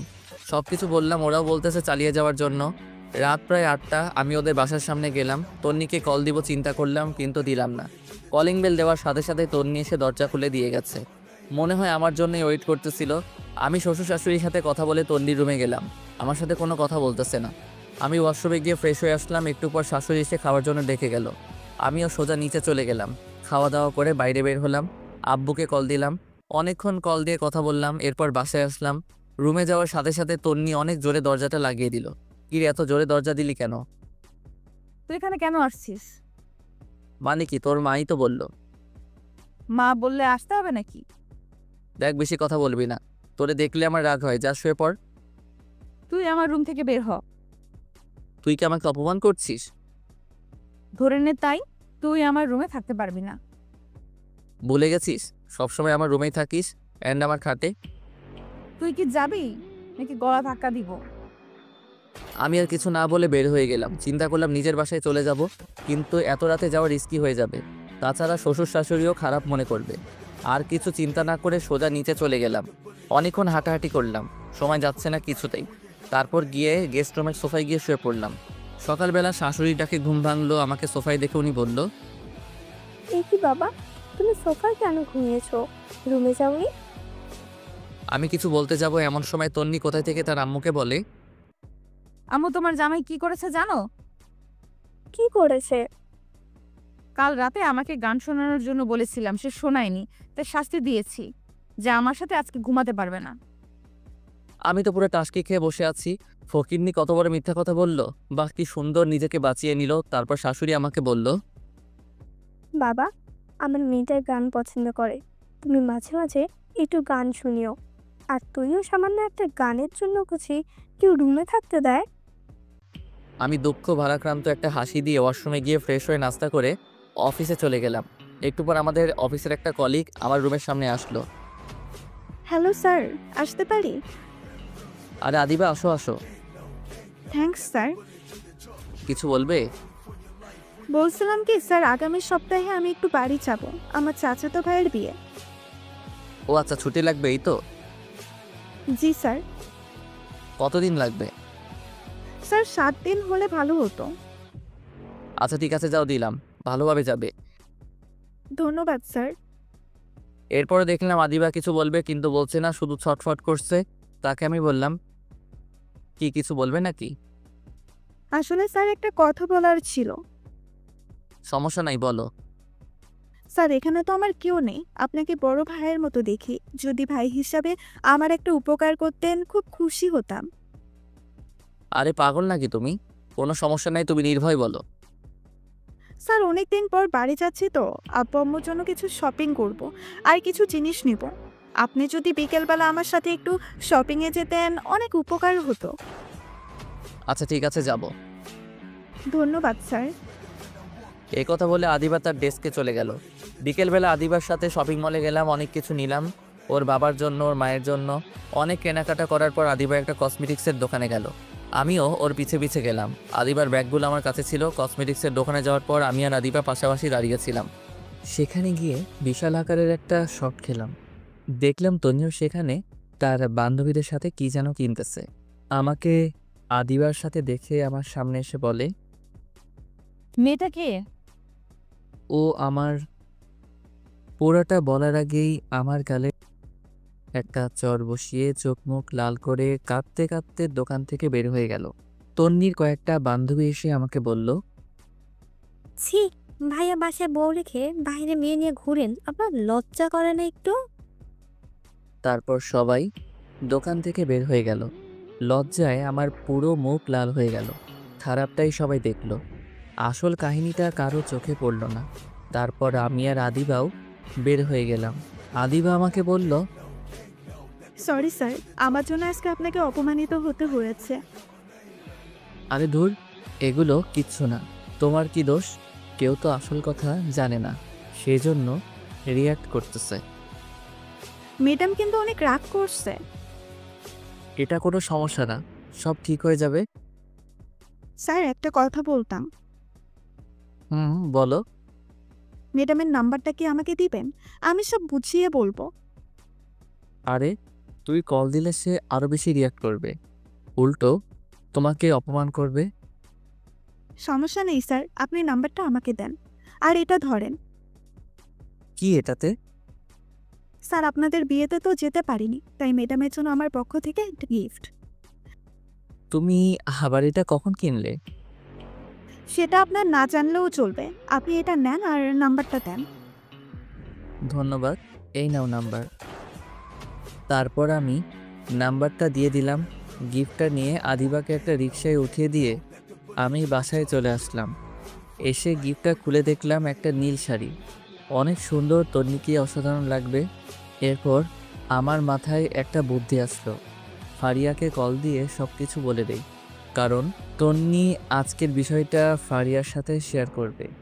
আমি ফারিয়াকে কল দিয়ে সব কিছু বলে দিছি এবং এটাও বলে দিয়েছি যে এমনভাবে কথা বলবে যেন তন্নির প্রচুর রাগ হয়। বাসায় একা একা ভালো লাগছে না, আব্বু আম্মুও নাই, তন্নিও নাই। আমি তন্নিকে কল দিলাম, বাট নাম্বার বন্ধ। এরপর তন্নির আম্মুর কাছে কল দিলাম। হ্যালো, আসসালামু আলাইকুম। ওয়ালাইকুম আসসালাম। বাবা, কেমন আছো? জি ভালো, আপনি? আছি মোটামুটি। তন্নি কোথায়? ওর নাম্বার বন্ধ কেন? কি জানি বাবা, বিকেলে কোথায় থেকে কাঁদতে কাঁদতে এসে রুমের দরজা বন্ধ করে দিয়েছে। অনেকবার ডেকেছি, দরজা খুলছে না, কিছু খাচ্ছেও না। তোমার সাথে কি কিছু হয়েছে? না, আমার সাথে কিছু হয়নি। তো বাবা, আজকে আমাদের বাসায় আসবে না? না, আজকে আসবো না। কেন বাবা? বাসায় তো কেউ নেই, এখানে তন্নিও একা, চলে আসো। না, একটু কাজ আছে। আচ্ছা ঠিক আছে, ভালো থাকবেন, পরে কথা হবে। এ কথা বলে আমি কলটা কেটে দিলাম। মনে মনে চিন্তা করলাম তন্নিও হয়তো আমাকে ভালোবেসে ফেলেছে, না হলে এত রিয়্যাক্ট করতো না। আয়মানের বুদ্ধিটা অনেক কাজে লাগছে। এভাবে কয়েকটা দিন চলে গেল। আমি তন্নিদের বাসায় যাই না। মাঝে মাঝে ওর মায়ের সাথে একটু একটু কথা হয়। প্রায় 10 দিন পর ওর মা আমাকে কল দেয়। তখন আমি অফিসে ছিলাম। হ্যালো, আসসালামু আলাইকুম। ওয়ালাইকুম আসসালাম। বাবা, কেমন আছো? ভালো, আপনারা? আছি সবাই ভালো। বাবা, তুমি একটু আজকে আমাদের বাসায় আসতে পারবে? আসলে আমার তো একটু কাজ ছিল। কেন, কোনো সমস্যা হয়েছে নাকি? আসলে হয়েছে কি, আমার বড় বোন নাকি অনেক অসুস্থ। আমি আর তোমার শ্বশুর আব্বা ওখানে যাচ্ছি। তাই যদি তুমি এখানে থাকতে ভালো হতো। তন্নিকেও নিয়ে যান তাহলে। ও যেতে চাচ্ছে না, সেজন্যই তো আমরা একটু টেনশনে আছি। সে একা একা বাসায় কিভাবে থাকবে? যদি তুমি আসতে ভালো হতো। আচ্ছা ঠিক আছে, আপনারা যান, আমি সন্ধ্যার সময় আসব। এই কথা বলে কলটা কেটে দিলাম। কেমন জানি খুব খারাপ লাগছে। আজকে অনেক দিন পর ওর সাথে দেখা করতে যাচ্ছি। রাত প্রায় 8টার সময় ওদের বাসায় গেলাম। কলিং বেল বাজানোর সাথে সাথেই দরজা খুলে দিল। মনে হয় আমার জন্যই অপেক্ষা করছিল। ভিতরে গেলাম, দেখলাম চোখ মুখ লাল করে বসে আছে। দেখতে বাচ্চাদের মতো লাগছে। তারপর আমি বললাম, কেমন আছিস? তুই এখানে কেন আসছিস? আম্মা বলেছে তাই।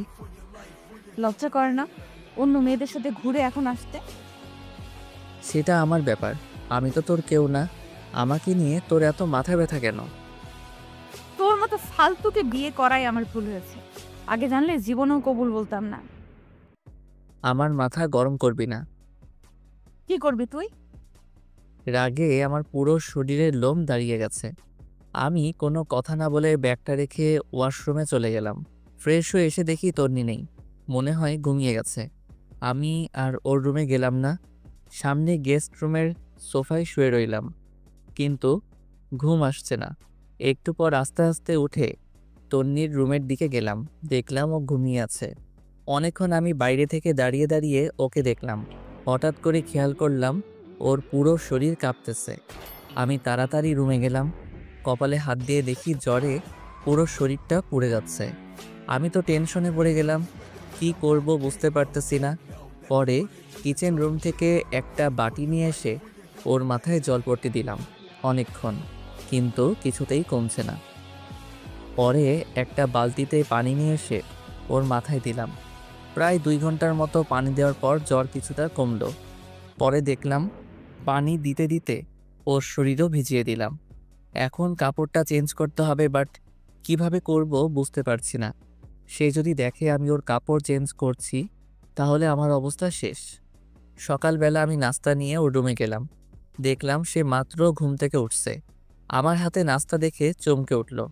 তারপর নিজের দিকে তাকিয়ে দেখে যে ওর গায়ে যে জামাটা ছিল সেটা আর নেই, আরেক। তারপর আমার রাগে চোখ মুখ লাল করে উঠে এসে আমার কলার ধরল। ওই কুত্তা আমার কাপড়ের এই অবস্থা করেছে কি? আসলে কালকে রাতে পুরোটা বলার আগে চর বসিয়ে দেয়, তারপর বলে, তুই এত খারাপ আমি ভাবতেও পারিনি। আমাকে ঘুমের মধ্যে পেয়ে তুই ছি! আমার ভাবতেই ঘৃণা লাগে। তোকে আমি আস্তে আস্তে বিশ্বাস করতে লাগলাম, কিন্তু তুই এত খারাপ আমি জীবনেও ভাবিনি। যা, বেরিয়ে যা এখান থেকে। প্লিজ আমার কথাটা শোন। তুই যাবি নাকি আবার চর খাবি? আমি আর কিছু না বলে নাস্তার প্লেটটা রেখে চলে আসতে যাব, এমন সময় দেখি দরজার সামনে নীলা দাঁড়িয়ে আছে। মনে হয় আমাকে চর মারার দৃশ্যটা দেখে ফেলেছে। লজ্জায় পুরো লাল হয়ে গেলাম। কিছু না বলে সোজা রুমের বাইরে চলে আসলাম। এরপর নীলা ভিতরে গেল। যাওয়ার পর বলল, তুই ওনাকে জ্বর মেরেছিস কেন? ভালো করেছি। ও আমার কাপড় চেঞ্জ করছে কেন? সে করেনি, আমি করেছি। মানে? তুই জানিস কালকে রাতে তোর অনেক জ্বর এসেছিল। উনি তোর মাথায় জলপট্টি দিয়েছে। জ্বর না কমার কারণে সারা রাত তোর মাথায় পানি দেয়। পানিগুলো তোর শরীরে পড়ে পুরো শরীর ভিজে গেছে। ঠান্ডা লেগে যাবে সেজন্য সকালে আমাকে কল দিয়ে আনে, আর আমি তোর কাপড় চেঞ্জ করে দিই। আর তুই কিনা না জেনে ওনাকে জ্বর দিলি। তোর ভাগ্য অনেক ভালো যে ওনার মতো সামনে পেয়েছিস। এই কথাগুলো বলে নীলা বাইরে চলে আসে। আমি তন্নির মাকে কল করে ওর অসুস্থতার কথা জানালাম। তারপর কিছু না বলে সোজা অফিসে চলে গেলাম। এরপর থেকে তন্নিকে আর কোনো কল দেই না। ওর আম্মুকেও দেই, মাঝে মাঝে ওর আম্মু কল দিয়ে খবর নেয়। জাস্ট এতটুকুই। কয়েকদিন পর বাবা মা চলে আসে। এসে আমাকে বলে, কিরে বৌমা কই? ওর বাপের বাড়ি। তা তুই কি এতদিন ওখানে ছিলি? না, মাঝে মাঝে যেতাম। চুপ কর বেয়াদব, তুই কি ভাবছিস আমি কোনো খবর রাখি না? ঘরে বউ রেখে অন্য মেয়ে নিয়ে ঘুরতে তোর লজ্জা করে না? বৌমা আমাকে সব জানিয়েছে। বাহ, ফকিন্নি নিজের দোষ না স্বীকার না করে আমাকে ফাঁসিয়ে দিল। জানি বাবা এখন সত্য কথা বললে বিশ্বাস করবে না, তাই বলেও কোনো লাভ নেই। এরপর বাবা বললেন, এখন ওদের বাসায় যা, আর তন্নিকে তোর সাথে করে নিয়ে আসবি। কিন্তু বাবা এখন তো কোনো কিন্তু নয়, যেটা বলছি সেটা। রাত হয়ে গেছে, এখন কিভাবে আনবো? কালকে সকালে নিয়ে আসলে হবে না? গর্ধব, এখন আনতে কে বলেছে? এখন তুই যাবি, রাত থেকে কালকে সকালে চলে আসবি। আমি কিছু বলতে যাব এমন সময় বাবার দিকে খেয়াল করে দেখলাম রেগে আছে। আমি আর কিছু না বলে রেডি হয়ে ওদের বাসার উদ্দেশ্যে রওনা দিলাম। রাত প্রায় 9:30। আমি তন্নিদের বাসার সামনে দাঁড়িয়ে আছি। কলিং বেল দেওয়ার সাথে সাথেই দেখলাম তন্নির মা এসে দরজা খুলে দিল। তারপর বলল, বাবা আসছো? পথে কোনো সমস্যা হয়নি তো? না, কোনো সমস্যা হয়নি। আচ্ছা বসো, খাওয়া দাওয়া করে নাও। তন্নিও বসে আছে, বাট আমি কিছু বলছি না দেখে সেও বলছে না। খাওয়া দাওয়া শেষ করে রুমে গেলাম। গিয়ে একটা চেয়ারের উপরে বসে আছি। একটু পর তন্নি এসে দরজা লাগিয়ে দিল। আমাকে বলল, সরি, সরি কেন? সেদিনের রাতের ঘটনার জন্য। আমি ভাবছি তুই আমার সাথে। থাক, বলতে হবে না। আমার কপালে ওগুলোই ছিল। তুই ঘুমা, সকালে তাড়াতাড়ি যেতে হবে। তুই কোথায় ঘুমাবি? আমাকে নিয়ে তোর চিন্তা করতে হবে না, তুই ঘুমা। খাটে ঘুমা, আমি নিচে ঘুমাবো। কেন? তোর চর খাওয়ার জন্য নাকি তোর কাছে অপমানিত হওয়ার জন্য? সে আর কিছু না বলে ঘুমিয়ে পড়ল। আমিও একটা বালিশ নিয়ে নিচে শুয়ে পড়লাম। সকালবেলা ঘুম থেকে ছাদে গেলাম। তন্নিও আমার পেছনে পেছনে গেল। দেখে মনে হচ্ছে কিছু একটা বলবে, বাট বলতে পারছে না। এরপর আমি বললাম, কিছু বলবি? তুই কি সত্যিই আমাকে ভালোবাসিস? পাগল নাকি? তোরে কেন আমি ভালোবাসবো? মিথ্যা বললাম, দেখি ও কি রিয়াক্ট করে। তাহলে এতদিন যে বললি তুই আমাকে ভালোবাসিস? মিথ্যা বলেছি। তোর সাথে থাকার বা কথা বলার কোনো ইচ্ছাই আমার নাই। তাহলে আমাকে নিতে আসলি কেন? আব্বু আম্মু বলেছে তাই, না হলে জীবনেও আসতাম না। বাহ, ভালো তো। নতুন কাউকে পেয়ে গেছিস, এখন তো আমার দরকার নেই। তোর দরকার কখনো ছিল না, থাকবেও না। আদিবার সাথে আমি খুব ভালোই আছি।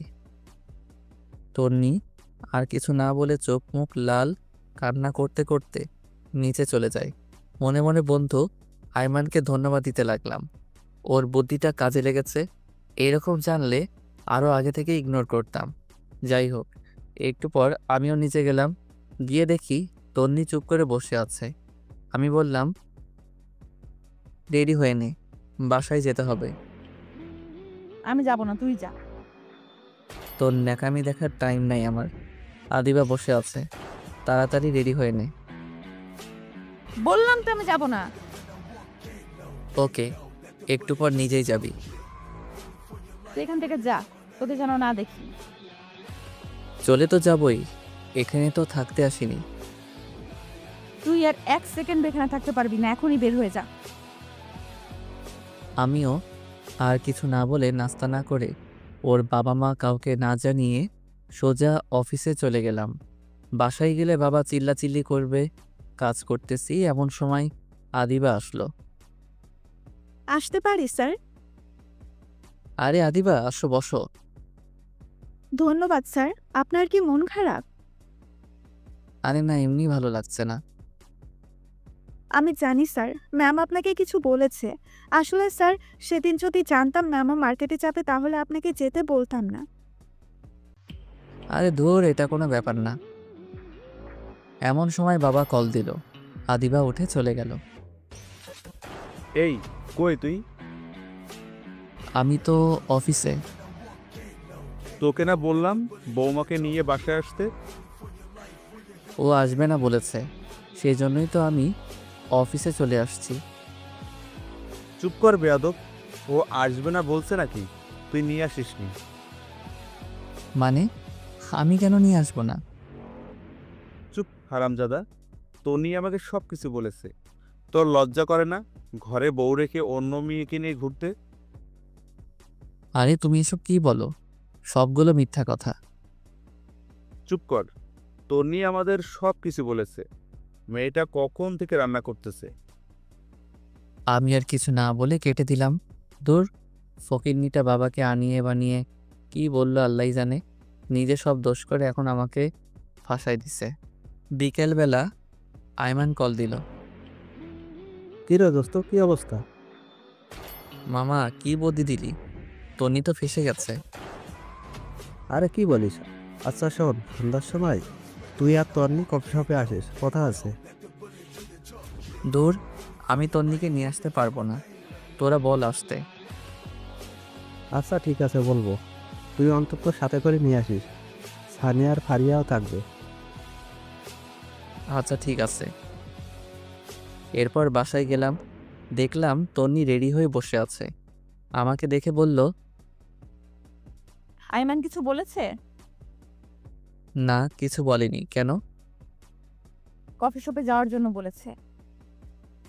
তো যা, আমাকে বলছিস কেন? তোকেও যেতে বলেছে। আমি যাব না, তুই যা। একসাথে যাওয়ার জন্য বলেছে, তুই না গেলে আমিও যাব না। মনে মনে তো আমার লাড্ডু ফুটতেছে। আহা কি যে আনন্দ, বলে বোঝাতে পারবো না। যাই হোক, বেশি মুড নিতে গেলে আবার দেখা যাবে যে একসাথে যাওয়াই হবে না। একটু পর আমি আর তন্নি বের হয়ে গেলাম। একটা রিক্সা নিলাম। এই প্রথম বিয়ের পর একসাথে রিক্সা নিয়ে ঘুরতেছি। যখন ওর সাথে ফ্রেন্ড হিসেবে ঘুরতাম, রিক্সায় কি মজাটাই না হতো। সব কিছু মনে পড়তে লাগলো। আমি রিক্সার এক পাশে সরে বসে আছি, তন্নি বারবার আমার দিকে তাকাচ্ছে। একটু পর কফি শপে গেলাম, দেখলাম আয়মান, সানি আর ফারিয়া বসে আছে। আমাদের দেখে বলল, বাহ, দুজনের এখন আসার সময় হলো। না রে, একটু কাজ ছিল তাই। বুঝি বুঝি, কি এমন কাজ? তন্নি গিয়ে ফারিয়াকে জড়িয়ে ধরল। এদিকে আয়মান আমাকে ইশারা দিতেছে, বলতেছে কাজ হচ্ছে। এমন সময় সানি বলল, দোস্ত শোন, তোরা থাক, আমাদের একটু কাজ আছে, যেতে হবে। সে কি, মাত্রই তো আসলাম, কফিটা খেয়ে যা। না রে, অনেক কাজ, সময় কম। আচ্ছা তুই যা, ফারিয়া থাকুক। না রে, ওরে ছাড়া আমার কোনো কাজ হয় না। ওর কপালের চুমু না খেলে কাজে মন বসে না। চুপ কর ফাজিল। আচ্ছা তোরা খাপ, পরে কথা হবে। এ কথা বলে ফারিয়া আর সানি চলে গেল। আয়মানও কেমন জানি ছটফট করতেছে। আমি বললাম, কি রে, তোর আবার কি হয়েছে? আসলে দোস্ত, বাসায় একটা কাজ ফেলে চলে আসছি, এখনই বাসায় যাওয়া লাগবে। মানে কি, তোদের সবার কাজ আছে আগে বলতি? তোরা না বললি একসাথে কফি খাবি? তোরা খা, আমি একটু আসি। এ কথা বলে আয়মানও চলে গেল। আমি আর তন্নি বসে আছি। একটু পর কফি আসলো, দুজনেই খেলাম। দুজনের নীরবতা ভেঙে তন্নি বলল, একটা কথা বলতাম। বল। অনেকদিন কোথাও ঘুরি না, চল পার্কটাতে একটু ঘুরে আসি। আমিও কেন জানি ওর এই আবদারটা না রেখে পারলাম না। অনেকক্ষণ দুজনে একসাথে হাঁটলাম, ভালো লাগলো। রাত প্রায় 8টা। বাসায় গেলাম, দেখলাম বাসায় কেউ নেই, কিন্তু দরজা খোলা। বাবা মা দুজনকে ডাক দিলাম, কারো কোনো সাড়া শব্দ নেই। তন্নিও ভয় কাঁপতেছে। একটু পর নীরবতা ভেঙে শুরু হলো আমাদের দুজনের মুখের উপরে এই স্প্রে মারা। আর সবাই একসাথে বলতে লাগলো, happy birthday Tonni, happy birthday to you. বাবা মা, সানি, আয়মান আর ফারিয়া সবাই একসাথে। দেখে তো আমরা পুরাই অবাক। আমি নিজেও ভুলে গেছি আজকে তন্নির জন্মদিন, কিন্তু বন্ধুগুলার মনে আছে, সেজন্য তারা কফি শপ থেকে তাড়াতাড়ি চলে আসছে। তারপর বড় একটা কেক কাটা হলো। তন্নি সবার প্রথমে আমাকেই খাইয়ে দিয়েছে, আমিও খাইয়ে দিয়েছি। এক এক করে সবাই সবাইকে খাইয়ে দিয়েছে। এমন সময় তন্নি বলল, এতগুলো আয়োজন কে করেছে? সবাই একসাথে আমাকে দেখিয়ে দিল। আমি তো পুরাই টাসকি খেয়ে গেলাম। আমি নিজেই কিছু জানি না, আর ওরা বলছে আমি করছি। সেদিন সবাই একসাথে খাওয়া দাওয়া করে নিলাম, ওদের বাসায় যেতে দেইনি। আমি, সানি, আইমান একসাথে ঘুমাইছি, ফারিয়া আর তন্নি একসাথে ঘুমাইছে। পরে যে যার মতো চলে গেল, আমিও অফিসে চলে গেলাম। দুপুরবেলা আদিবা আমার রুমে আসলো। স্যার আসতে পারি? আসো, বসো। স্যার একটা কথা বলতাম। অবশ্যই বলো। আসলে স্যার আমার একজনের সাথে রিলেশন আছে, বাবা বিয়ের জন্য চাপ দিচ্ছিল, তাই আমি বাবাকে ফাহাদের কথা বলেছি। বাবা বলেছে ওকে নিয়ে বাবার সাথে দেখা করার জন্য। যদি আজকে বিকেলের জন্য আমাকে ছুটি দিতেন উপকার হতো। আরে এটা কোনো কথা? তুমি আমাকে আগে বলবে না? ওকে যাও, দিলাম। ধন্যবাদ স্যার। আদিবা, একটু কষ্ট করতে পারবে?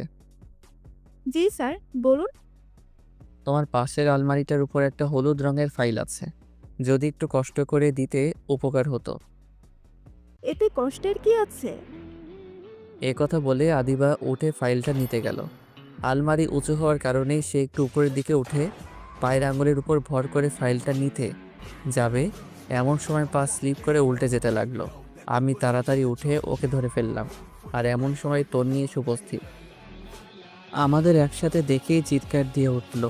দেখলাম হাতে একটা টিফিন বাটি, মনে হয় দুপুরের খাবার নিয়ে আসছে। দূর শালার, কেন যে আদিবাকে ফাইলটার কথা বললাম? যদি না বলতাম তাহলে তন্নি হয়তো কিছু দেখতো না। আমি আদিবাকে ছেড়ে দিলাম। তন্নি রাগে চোখ মুখ লাল করে আমাকে বলল, ছি, তুই এত খারাপ? প্লিজ তুই শান্ত হ, আমার কথা শোন। কি শুনবো? নিজের চোখেই তো সবকিছু দেখলাম। প্লিজ তুই আমার কথাটা শোন। চুপ কর, তোর মতো ফালতুর সাথে আমি কোনো কথাই বলবো না।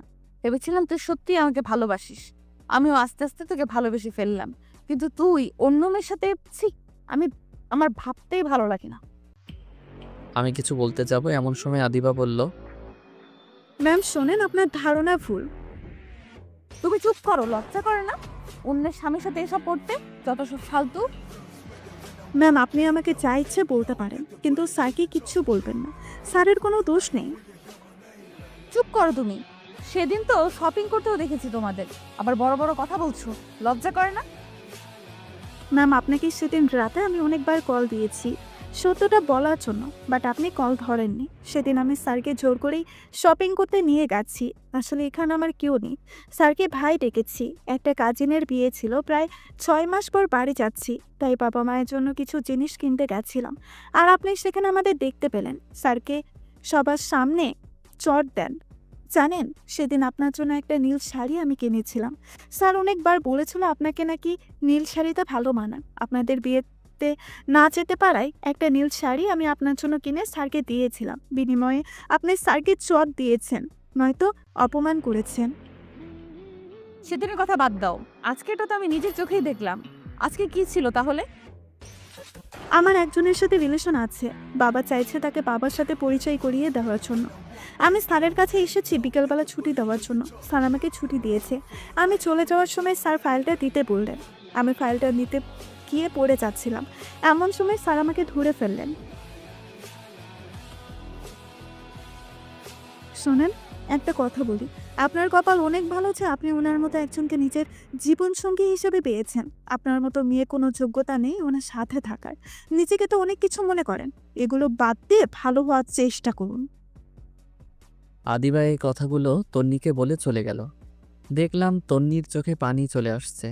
আমি এতক্ষণ কিছুই বললাম না, চুপচাপ দাঁড়িয়ে দুজনের কথা শুনছিলাম। আদিবার কথাগুলো অনেক ভালো লাগলো, মনে মনে কয়েকবার ধন্যবাদ জানালাম। একটু পর তন্নি আমার দিকে তাকালো, চোখ মুখ লাল হয়ে আছে। তারপর আমাকে বলল, নিজেকে খুব চালাক মনে করিস তাই না? মানি? তুই কি ভাবছিস আমি কিছুই জানি না? কি জানিস তুই? এই যে এতদিন অবহেলার নাটক করেছিস, আমার সাথে খারাপ ব্যবহার করেছিস, নিজেকে হিরো ভাবছিস। মনে মনে ভাবলাম, তন্নিকে এগুলো আবার কে বলে দিচ্ছে?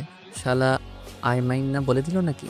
এরপর আমি বললাম, এগুলো সব মিথ্যা কথা, আমি যা করেছি মন থেকে করেছি। তোকে এই কথাগুলো কে বলেছে? তুই কি ভাবছিস ওরা শুধু তোর ফ্রেন্ড, আমার না?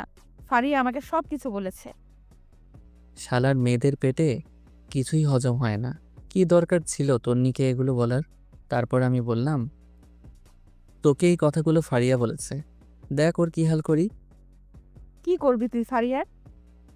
এই কথা বলে আস্তে আস্তে এগোতে লাগলাম। আমি বললাম, কি ব্যাপার, তুই এদিকে কেন আসছিস? কেন আসছি তাই না? দেখ, একদম কাছে আসবি না, আমি কিন্তু চিল্লাচিল্লি করব। কর চিল্লাচিল্লি, দেখি কে আসে। আমি পিছাইতে পিছাইতে দেওয়ালের সাথে লেগে গেছি। এই কি করছিস তুই? বলার আগে ঠোঁট দিয়ে আমার ঠোঁটটা চেপে ধরলো। আমার পুরো শরীরের লোম দাঁড়িয়ে গেল। কিছুক্ষণ এভাবে থাকার পর আমি তন্নিকে একটু দূরে সরিয়ে দিলাম। বললাম, এই তুই কি পাগল? এটা আমার অফিস, বেডরুম না। যদি কেউ দেখে ফেলতো? দেখুক, তাতে আমার কি? খাইছিস? মাত্রই তো খাইলাম। আর ধুর, এটা না। দুপুরে খাইছিস? না, তোর জন্য রান্না করে নিয়ে আসছি। তুই করছিস নাকি আম্মা করছে? দুজনেই করছি। তুই এত কথা বলিস কেন? আচ্ছা ঠিক আছে, বলবো না। তুই ফ্রেশ হয়ে আয়, একসাথে খাবো। ওকে। এরপর তন্নি ওয়াশরুমে চলে গেল। আমি মনে মনে ভাবছি, অবশেষে তন্নি লাইনে আসলো। হারামি বন্ধুগুলো না থাকলে হয়তো কিছুই সম্ভব হতো না। একটু পর তন্নি বাইরে আসলো। আমি একটা প্লেটে ভাত দিয়ে তাকে বললাম, এই ধর, খেয়ে নে। আমি খাবো না। কি আজীব, তুই না একটু আগে বললি খাবি? এভাবে খাবো না। তো কিভাবে খাবি? যদি কেউ একজন খাইয়ে দেয় তাহলে খাবো। আমি আর কিছু না বলে ওকে খাইয়ে দিলাম, নিজেও খেয়ে নিলাম। খাওয়া দাওয়া শেষে তন্নিকে বাসায় পাঠিয়ে দিলাম। তন্নি চলে যাওয়ার পর ফাইলটা নিলাম। এমন সময় আয়মানের কল। দোস্ত কি অবস্থা? আরে মামা, কি বুদ্ধি দিলি, তন্নি তো পুরো ফিদা হয়ে গেছে। আরে কি বলিস? আর তন্নির জন্মদিনে এত বড় একটা সারপ্রাইজ দেওয়ার জন্য ধন্যবাদ। আমি ভুলেই গেছিলাম ওর জন্মদিন। আরে মামা, সারপ্রাইজের কি দেখলা? আরো বড় সারপ্রাইজ এখনো রয়ে গেছে। আরে কি বলিস, কি সারপ্রাইজ, তাড়াতাড়ি বল। না এখন না, বিকালে কফি শপে আয়, বাকিরাও আসবে, সবাইকে একসাথে বলবো। আচ্ছা ঠিক আছে। শোন, আসার সময় তন্নিকে নিয়ে আসিস। আমি সানি আর ফারিয়াকে বলে দিচ্ছি। আচ্ছা ঠিক আছে। এই কথা বলে কল কেটে দিলাম। অফিস শেষ করে বিকেলবেলা তন্নিকে বললাম রেডি হতে। সে রেডি হতে চলে গেল। আমিও ফ্রেশ হয়ে একটা কালো শার্ট পরে বাসার বাইরে দাঁড়িয়ে আছি তন্নির জন্য। একটু পর তন্নিও আসলো। বাহ, সেও কালো শাড়ি পরে আসলো। আমি দেখে আরও একবার ক্রাশ খেলাম। হাঁ করে তাকিয়ে আছি। একটু পর তন্নির ঝাঁকানিতে বাস্তবে ফিরে এলাম। আমাকে বলল, এভাবে হা করে তাকিয়ে আছিস কেন? মশা ডুববে। আরে না, আমি একটা কথা চিন্তা করতেছিলাম। কচু করছিলি? যা, এখন রিক্সা নিয়ে আয়। তারপর আমি একটা রিক্সা নিলাম। আমি একটু দূরে সরে বসতে চাইলাম, কিন্তু আমার বাম হাতটা চেপে ধরে বসে আছে। একটু পর কফি শপে পৌঁছে গেলাম। দেখলাম সবাই বসে আছে। আমাদের দেখে সবাই দাঁড়ালো। ফারিয়া বলল, কি রে, আজ এত ম্যাচিং, ঘটনা কি? কিসের ঘটনা? বুঝি বুঝি, সবই বুঝি। আচ্ছা, বুঝলে ভালো। এই হারামির দল, চুপ কর, সবাই আগে বস। এরপর আমরা সবাই বসলাম। আয়মান সবার জন্য কফির অর্ডার দিল। বন্ধু, এবার বল, কি এমন সারপ্রাইজ যেটা মোবাইলে বলা যায় না, এখানে বলতে হবে? দোস্ত, আবার তো বিয়ে। সত্যি? সত্যি। তারপর সবাই আয়মানকে কংগ্রাচুলেশনস জানালাম। আমি বললাম, তো বিয়ে কবে? পরশুদিন। আর আমির বাচ্চা, আগে বলিসনি কেন? দোস্ত, আমি নিজেও জানতাম না, আজকে সকালে আব্বা বলছে। আচ্ছা শোন, কালকে তোরা সবাই থাকবি, অনেক কিছু কেনাকাটা করতে হবে। আমি পারবো না, তোরা সবাই আসিস। না পারলে তুই বিয়েতেও আসিস না। ওরে ভাই, কাঁদিস কেন? আচ্ছা ঠিক আছে, আসবো। আমার কথা শুনে সবাই হাসাহাসি করতে লাগলো। তারপর অনেকক্ষণ আড্ডা দিয়ে কথাবার্তা বলে বাসায় চলে আসলাম। বাবার সাথে অনেকক্ষণ কথা বলে রুমে গেলাম। দেখি তন্নি সোফায় বসে আছে। আমি যাওয়ার সাথে সাথে বলে, একটা কথা বলতাম। তো বল, অনুমতির কি আছে? আজকে খাটে ঘুমা, আমার কোনো সমস্যা হবে না। কেন, চর খাওয়ার জন্য নাকি? দেখ, এগুলোর জন্য সরি, তুই খাটে ঘুমা, আমার সমস্যা হবে না। দরকার নেই, তুই ঘুমা। এই কথা বললে আমি সোফায় ঘুমিয়ে পড়লাম। তন্নি মন খারাপ করে বিছানায় ঘুমিয়ে পড়লো। পরের দিন তন্নিটাকে ঘুম ভাঙলো। উঠে ফ্রেশ হয়ে নাস্তা করলাম। রুমে যাওয়ার পর আইমান কল দিল। হ্যালো দোস্ত, কই তোরা? তাড়াতাড়ি আয়, আমরা সবাই ওয়েট করতেছি। দোস্ত, আমি না আসলে হয় না? তন্নিকে পাঠিয়ে দিব। ওকে, তুই আমার বিয়ে তো আসিস না। আচ্ছা, রাগ করিস না, আসছি। এরপর তন্নিকে বললাম রেডি হতে। দুজনে রেডি হয়ে মার্কেটের উদ্দেশ্যে রওনা দিলাম। একটু পর মার্কেটে চলে আসলাম। কিরে হারামি, এত দেরি কেন? আরে বলিস না, তন্নি আটা ময়দা মাখতে দেরি করে ফেলছে। তন্নি রেগে লাল হয়ে বলল, কি, আমি আটটা ময়দা মাখি? এই হারামি, তুই তো ঘুম থেকে উঠতে দেরি করছিস, এখন আমার দোষ দিতেছিস, তাই না? এই তোদের ঝগড়া বন্ধ কর, দেরি হয়ে যাচ্ছে। ওকে চল কেনাকাটা শুরু করি। শুরুতে একটা স্বর্ণের দোকানে গেলাম। তন্নি আর ফারিয়া দুজনে আইমানের বইয়ের জন্য গয়না পছন্দ করতেছে। অনেক ঘাটাঘাটির পর অনেকগুলো স্বর্ণের জিনিস নিল। তন্নি একটা নেকলেস নিয়ে বারবার নিজের গলায় জড়িয়ে দেখতে লাগলো। আমি খেয়াল করে দেখেছি, মনে হয় ওর পছন্দ হয়েছে, কিন্তু কিছু বলছে না। আমার দিকে বারবার তাকাচ্ছে। আমি দেখেও না দেখার ভান করে সানির সাথে কথা বলতেছি। একটু পর শাড়ির দোকানে গেলাম। সবার জন্য শাড়ি কিনলো। আয়মানের মা, বোন, খালা আরও অনেকের জন্য কেনা হলো। তন্নি একটা নীল শাড়ি নিজের গায়ে জড়িয়ে আমাকে বলল, এই জুয়েল, বল। শাড়িটা খুব সুন্দর, তাই না? আমাকে ভালো মানিয়েছে। তো এখন কি করব? না, এমনি বললাম। বাহ, ফকিন্নি সব কিছুই ঠিক করে নিয়েছে। দাম দেওয়ার জন্যই আমাকে এই কথাগুলো বলেছে। আর তন্নিকে শাড়িটাই আসলে অনেক সুন্দর মানিয়েছে। আমি দোকানদারকে বললাম শাড়িটা আলাদা একটা প্যাকেট করে দিতে। তন্নির মুখে এক রাজ্যের হাসি দেখলাম। কিছু না বলে তাড়াতাড়ি ব্যাগটা নিয়ে বসে আছে। আরও অনেক কিছু কেনাকাটা করার পর সবাই বাসার উদ্দেশ্যে রওনা দিলাম। আমরা সানি আর আইমানের কাছ থেকে বিদায় নিয়ে একটা রিক্সা নিলাম। একটু পথ যাওয়ার পর রিক্সাওয়ালাকে বললাম, মামা একটু দাঁড়ান। এই, তোর আবার কি হলো? তুই বসে থাক, আমি একটু আসছি। এই কথা বলে আমি আবার মার্কেটে গেলাম। গিয়ে তন্নির পছন্দ করার নেকলেসটা কিনে নিলাম। দাম বেশি হওয়ায় ক্যাশ টাকা দিতে পারিনি। ওর বিকাশ নাম্বার নিয়ে একটা কলিগকে বলে টাকা পাঠিয়ে দিলাম। একটু পর রিক্সায় আসলাম। কিরে, কোথায় গিয়েছিলি? সেটা তো না জানলেও চলবে। এই মামা চলেন। বাসার সামনে এসে আমি তন্নিকে উপরে পাঠিয়ে দিলাম। রিক্সা ভাড়া দিয়ে আমি উপরে আসলাম। দেখলাম তন্নি রুমে নেই, মনে হয় ওয়াশরুমে গেছে। আমি নেকলেসটা ওর ড্রয়ারে রেখে দিয়েছি। তন্নি ওয়াশরুম থেকে বের হলো, খুব হাসি খুশি লাগছে। তারপর নিচে গিয়ে খাওয়া দাওয়া করে আগের দিনের মতো সোফায় শুয়ে পড়লাম। তন্নি কিছু বলতে গিয়েও বলেনি। পরের দিন আয়মানের বিয়ে, সকাল থেকে শুধু কল দিচ্ছে। আমি ঘুম থেকে উঠে দেখি তন্নি মায়ের সাথে রান্নাঘরে কাজ করছে। কিছু না বলে ফ্রেশ হতে চলে গেলাম। একটু পর নাস্তা করে রেডি হয়ে তন্নিকে বললাম তাড়াতাড়ি রেডি হতে, আমরা বিয়েতে যাব, আর অনেক কাজ আছে। তন্নি হ্যাঁ সূচক ইশারা দিয়ে রেডি হতে চলে গেল। আমি বাইরে গিয়ে দাঁড়িয়ে আছি। একটু পর তন্নি রেডি হয়ে আসলো। আমি তো দেখে আবার ক্রাশ খাইলাম। কালকে সে শাড়িটা পরেছে, আবার গলায় নেকলেসটাও পরেছে, পায়ে হাই হিল, হালকা লিপস্টিক, উফ, মাথা নষ্ট করে দিচ্ছে। আমি হাঁ করে তাকিয়ে আছি। একটু পর বুঝলাম কেউ একজন আমাকে ধাক্কা দিচ্ছে। কিরে, অমন হা করে কি দেখছিস? মনে হয় আগে কোনো দিন আমাকে দেখিসনি। দেখেছি, তবে আজকে একটু অন্যরকম লাগছে। তন্নি লজ্জায় লাল হয়ে যায়, দেখতে আরও বেশি কিউট লাগছে। তারপর একটা রিক্সা নিয়ে রওনা দিলাম। তন্নি আমার বাম হাতটা চেপে রেখেছে। একটু পর বলল, ধন্যবাদ। হঠাৎ ধন্যবাদ? এই যে আমার পছন্দের নেকলেসটা নিলি, তাই। এখানে ধন্যবাদ দেওয়ার কিছু নাই।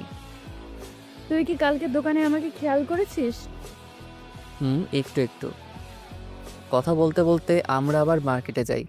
বিয়ের জন্য একটা গিফট নিলাম। এরপর আইমানদের বাসায় চলে গেলাম। সারাদিন খাওয়া দাওয়া আর মেহমান নিয়ে বিজি ছিলাম সবাই। সন্ধ্যার পর আয়মান এসে আমাকে বলল, দোস্ত একটা কাজ করতে হবে। কি কাজ? দোস্ত তুই আর তন্নি আমার বাসর ঘরটা সাজিয়ে দে। কিন্তু কোনো কিন্তু নয়, প্লিজ দোস্ত, না করিস না। সানিকে বাবার সাথে বাজারে পাঠাইছি, আর ফারিয়া মিলির সাথে আছে। আচ্ছা ঠিক আছে। ওখানে ফুল আর সব জিনিস আছে। বাবা থাকলে বাবাই তোকে বলতো, আমার তো একটু লজ্জা লাগছে তাই কাউকে বলতেছি না। ওই স্যার, লজ্জা পেতে হবে না, যা আমি দেখতেছি। এরপর তন্নিকে খুঁজতে লাগলাম। দেখলাম নতুন বউয়ের সাথে সেলফি তুলছে। সারাদিনে কয়েক হাজার সেলফি তুলেছে, তাও মন ভরেনি। আমি ইশারা দিয়ে ডেকে নিলাম। তারপর এসে বলে, বল কেন ডেকেছিস? আরে বাসর ঘর সাজাতে হবে, এখানে নাকি কেউ পারে না। আরে কি বলছিস, এখনো সাজাইনি? সাজালে কি তোকে ডাকতাম? আচ্ছা ঠিক আছে চল। এরপর তন্নি আর আমি বাসর ঘর সাজাতে লাগলাম। সাজানো প্রায় শেষের সময় তন্নি বলে, জানিস বাসর ঘর নিয়ে আমার অনেক স্বপ্ন ছিল। তাই নাকি? জানিস আমি কি কি কল্পনা করেছি বাসর রাত নিয়ে? কি কি? আমার জামাই আসবে, আমি লজ্জায় ঘুমটা দিয়ে রাখবো, সে ঘুমটা ছড়াবে, তারপর তার পা ছুঁয়ে সালাম করব। তারপর সে আমাকে গান শোনাবে, আমি তাকে শোনাবো, কিছুক্ষণ নাচবো, তারপর দুজনে ছাদে গিয়ে চাঁদ দেখবো, সে আমাকে দোলনায় দুলাবে, হঠাৎ করে বৃষ্টি শুরু হবে। তুই পাগল নাকি? চাঁদ উঠলে আবার বৃষ্টি হয় নাকি? তুই চুপ থাক। তারপর আমরা দুজনে অনেক সময় হাত ধরে ভিজবো, তারপর আবার রুমে চলে আসব, আমি তার বুকে মাথা রেখে ঘুমিয়ে পড়ব। আমি তন্নির কথাগুলো শুনে একটু অভিমানের ভঙ্গিতে দাঁড়িয়ে দাঁড়িয়ে আয়মানের বাসর ঘরে গোলাপ ফুল ছিটাচ্ছি। আমার এমন মুখ দেখে তন্নি বলে, কি রে, তোর আবার কি হলো? কই কিছু না। মুখটা এমন প্যাঁচার মতো করে রাখছিস কেন? সবার কপালে কি আর বাসর রাত থাকে? অবাগাদের কপালে তো কিছুই থাকে না। হইছে, আর ঢং করতে হবে না। এই নে, এটা ধর। কি এটাতে? শেরওয়ানি। আমরা এখন বাসায় যাব, আমরাও বাসর করব। কি? আমি একটা লাল বেনারসি পরবো, তুই 30 মিনিট পর রুমে যাবি। 30 মিনিট কি করবি? এত কথা তোর জানতে হবে না, যেটা বলছি সেটা। আচ্ছা ঠিক আছে, কিন্তু এত কিছু তুই কখন করলি? সারপ্রাইজ কি তুই একাই দিতে পারিস? আমি পারি না? আমি আর ফারিয়া মিলে করে এসেছি। এখন যা, একটা গাড়ি ঠিক কর, বাসায় যাব। ওকে। একটা সিএনজি নিয়ে আমি আর তন্নি তাড়াতাড়ি বাসায় গেলাম। আমি শেরওয়ানি পরে রেডি হয়ে আসি। কখন 30 মিনিট হবে ঘড়ির দিকে তাকিয়ে আছি। অবশেষে 30 মিনিট হলো। আমি বাসর ঘরে যাচ্ছি, কেমন যেন লজ্জা লাগছে। সব সময় থাকি, তবুও আজকে কেমন যেন লাগছে। ধুর, এত সরব দিয়ে লাভ নাই, আগে ভিতরে যাই। আস্তে করে দরজাটা খুলে ভিতরে গেলাম। তন্নি বড় একটা ঘোমটা দিয়ে বসে আছে। আমি গিয়ে ঘোমটা উঠালাম। তন্নি খাট থেকে নেমে আমার পা ছুঁয়ে সালাম করল। আমি বললাম, বেঁচে থাকো মা, স্বামী সংসার নিয়ে অনেক সুখী হও মা। হাই হাই, এটা কি বললাম? মা কেন বললাম? তন্নি একটা গোতা দিয়ে বলে, এই কুত্তা, আমি তোর মা? এই না না, ভুল হয়ে গেছে, আর বলবো না, এই যে কান ধরলাম। ওকে, এখন একটা গান শোনা। এই আমি তো গান পারি না। কি বললি? আচ্ছা শোনাচ্ছি। ওকে। বন্ধু তুই লোকাল বাস রে, বন্ধু তুই লোকাল বাস। এই হারামি, এটা কি গান? আরে মমতাজ খালামণির গান। রাখ তোর মমতাজ খালা, ভালো গান গা, নইলে ধাক্কা দিয়ে বাহির করে দিব। এরপর আমি শীতলা বাতাসে দেখেছি তোমায় এই গানটা শোনালাম। তন্নিও একটা রবীন্দ্রসঙ্গীত শোনালো। মেয়েটার গলা বেশ ভালো। এরপর বলল, আয় একটু নাচি। দূর, আমি নাচ পারি না। হালকা নাচ, যেমন তেরি মেরি গানটাতে হালকা নাচি, আয়। আমি তো সানি লিওন আর উর্বশীর গান ছাড়া নাচতে পারি না। মায়ের খাবি কিন্তু। এরপর উড়াধরা কিছুক্ষণ নাচ দিলাম। আমি তো হাসতে হাসতে শেষ। তন্নি বলল, চল ছাদে যাব। ঠিক আছে চল। এভাবে না, আমাকে কোলে নিয়ে চল। কি আর করা, ওকে কোলে নিয়ে ছাদে গেলাম। একটু পর বললাম, এই তুই কি খাস? ওরে আল্লাহ, এত ওজন তুই, আর একটু হলে তো মরেই যেতাম। তন্নি কিছু না বলে আমার একটা হাত ধরে হাঁটতে লাগলো। আমারও অসম্ভব ভালো লাগা শুরু হলো। এরপর আমি তন্নিকে কোলে নিয়ে পুরো ছাদ ঘুরলাম। একটু পর শুরু হলো ঝুম বৃষ্টি। তন্নির ইচ্ছাটা উপরওয়ালা পূরণ করে দিল। দুজনে অনেক সময় দিয়ে ভিজলাম। হঠাৎ একটা বাজ পড়ার সাথে সাথে তন্নি আমাকে জড়িয়ে ধরল। এইভাবে কিছুক্ষণ চলার পরে দুজনে নিচে চলে আসলাম। তন্নি ভেজা কাপড় চেঞ্জ করে আসলো, আমিও আসলাম। একটু পর বললাম, এই শোন, আমরা ফ্রেন্ড ছিলাম ঠিক আছে, কিন্তু এখন তো স্বামী স্ত্রী হয়ে গেছি। এখন আর তুই করে বলবো না, তুমি করে বলবো। না, আমি তুই করেই বলবো। কিন্তু কেন? আচ্ছা ঠিক আছে, সবার সামনে তুমি বলবো আর এমনিতে তুই করে বলবো। আচ্ছা ঠিক আছে। এই শোন, আমার না অনেক ইচ্ছা আমার টুইন বেবি হবে। তাই নাকি? তাহলে তো আমাকে ডাবল কষ্ট করতে হবে। কেন? একটা ছেলের জন্য যে কষ্ট করতে হবে, দুজনের জন্য তো ডাবল কষ্ট করতে হবে, তাই না? এই তোর মতলব কিন্তু আমি বুঝে গেছি। তাই নাকি? তাহলে তো ভালো। এই খবরদার কাছে আসবি না। আসলে কি হবে শুনি। আমি আস্তে আস্তে আগাতে লাগলাম আর তন্নি পিছাতে লাগলো। পিছাতে পিছাতে একসময় খাটের উপর গিয়ে পড়ে যায়।